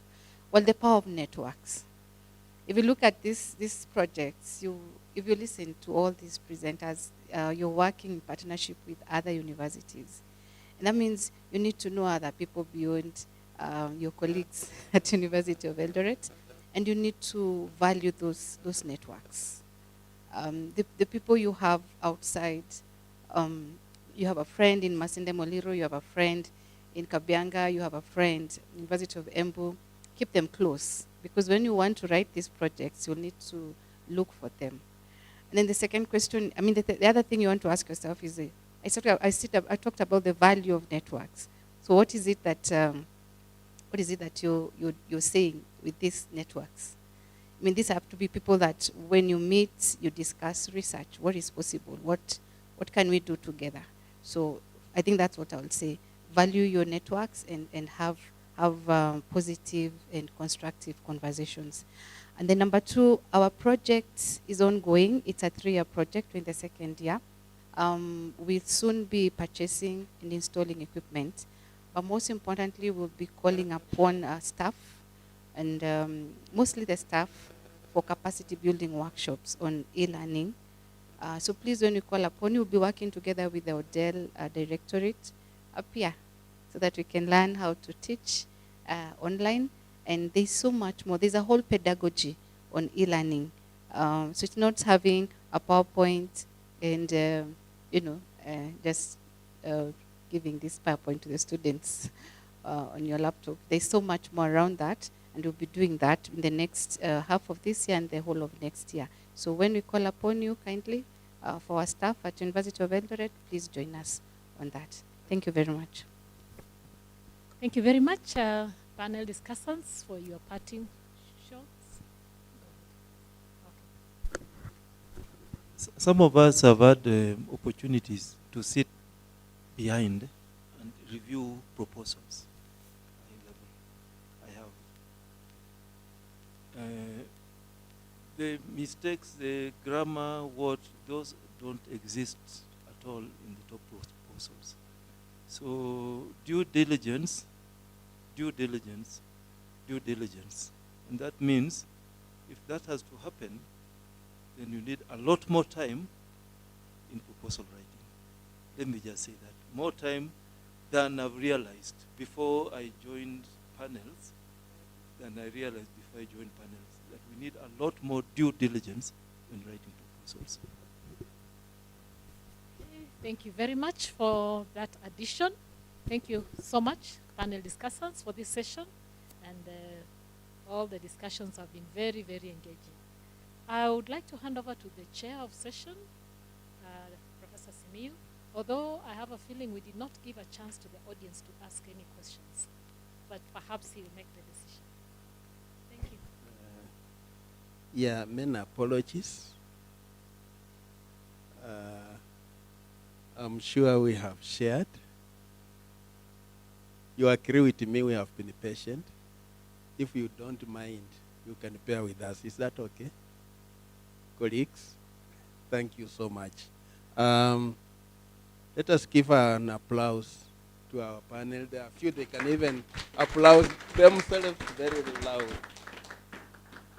3 things: collaboration, the network that has come out strongly. And second thing is delivery, which we were told by the key speaker. When you deliver, then it means if someone hears of someone from the University of Eldoret, they are comfortable. They will come to us. Thank you, and thank you so much for the information. Let the VC representative say maybe a remark before we close. Thank you so much. I would request if our keynote speaker can make just a brief comment, then I can finalize. Do you have anything you want to say? Maybe from what you've heard and from what you know, just briefly. And just sit. No, thank you. Thank you so much. I wasn't expecting to talk because I was just taking it all in. I mean, it's very, very impressive, the portfolio of work that is being done in University of Eldoret. What I've been doing when you were talking is really writing down the projects and the associated funders and just building thought processes of what could potentially be important sometime in the future. So, I mean, looking forward to, carrying this particular discussion. So, for example, in esophageal cancer, I don't know if you work with Dr. Iqbal Parker and his group, because they were doing something similar. I mean, there is another group I know that is doing sorghum value addition, especially drought-resistant sorghum, and also some work around nutrition-dense, drought-resistant crops in Senegal. So, I mean, there are a lot of touch points that we will potentially talk about.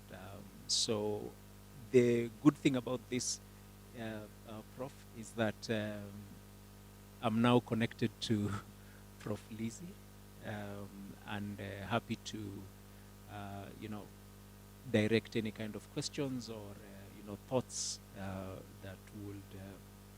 that may come out. And, happy to build any collaborations.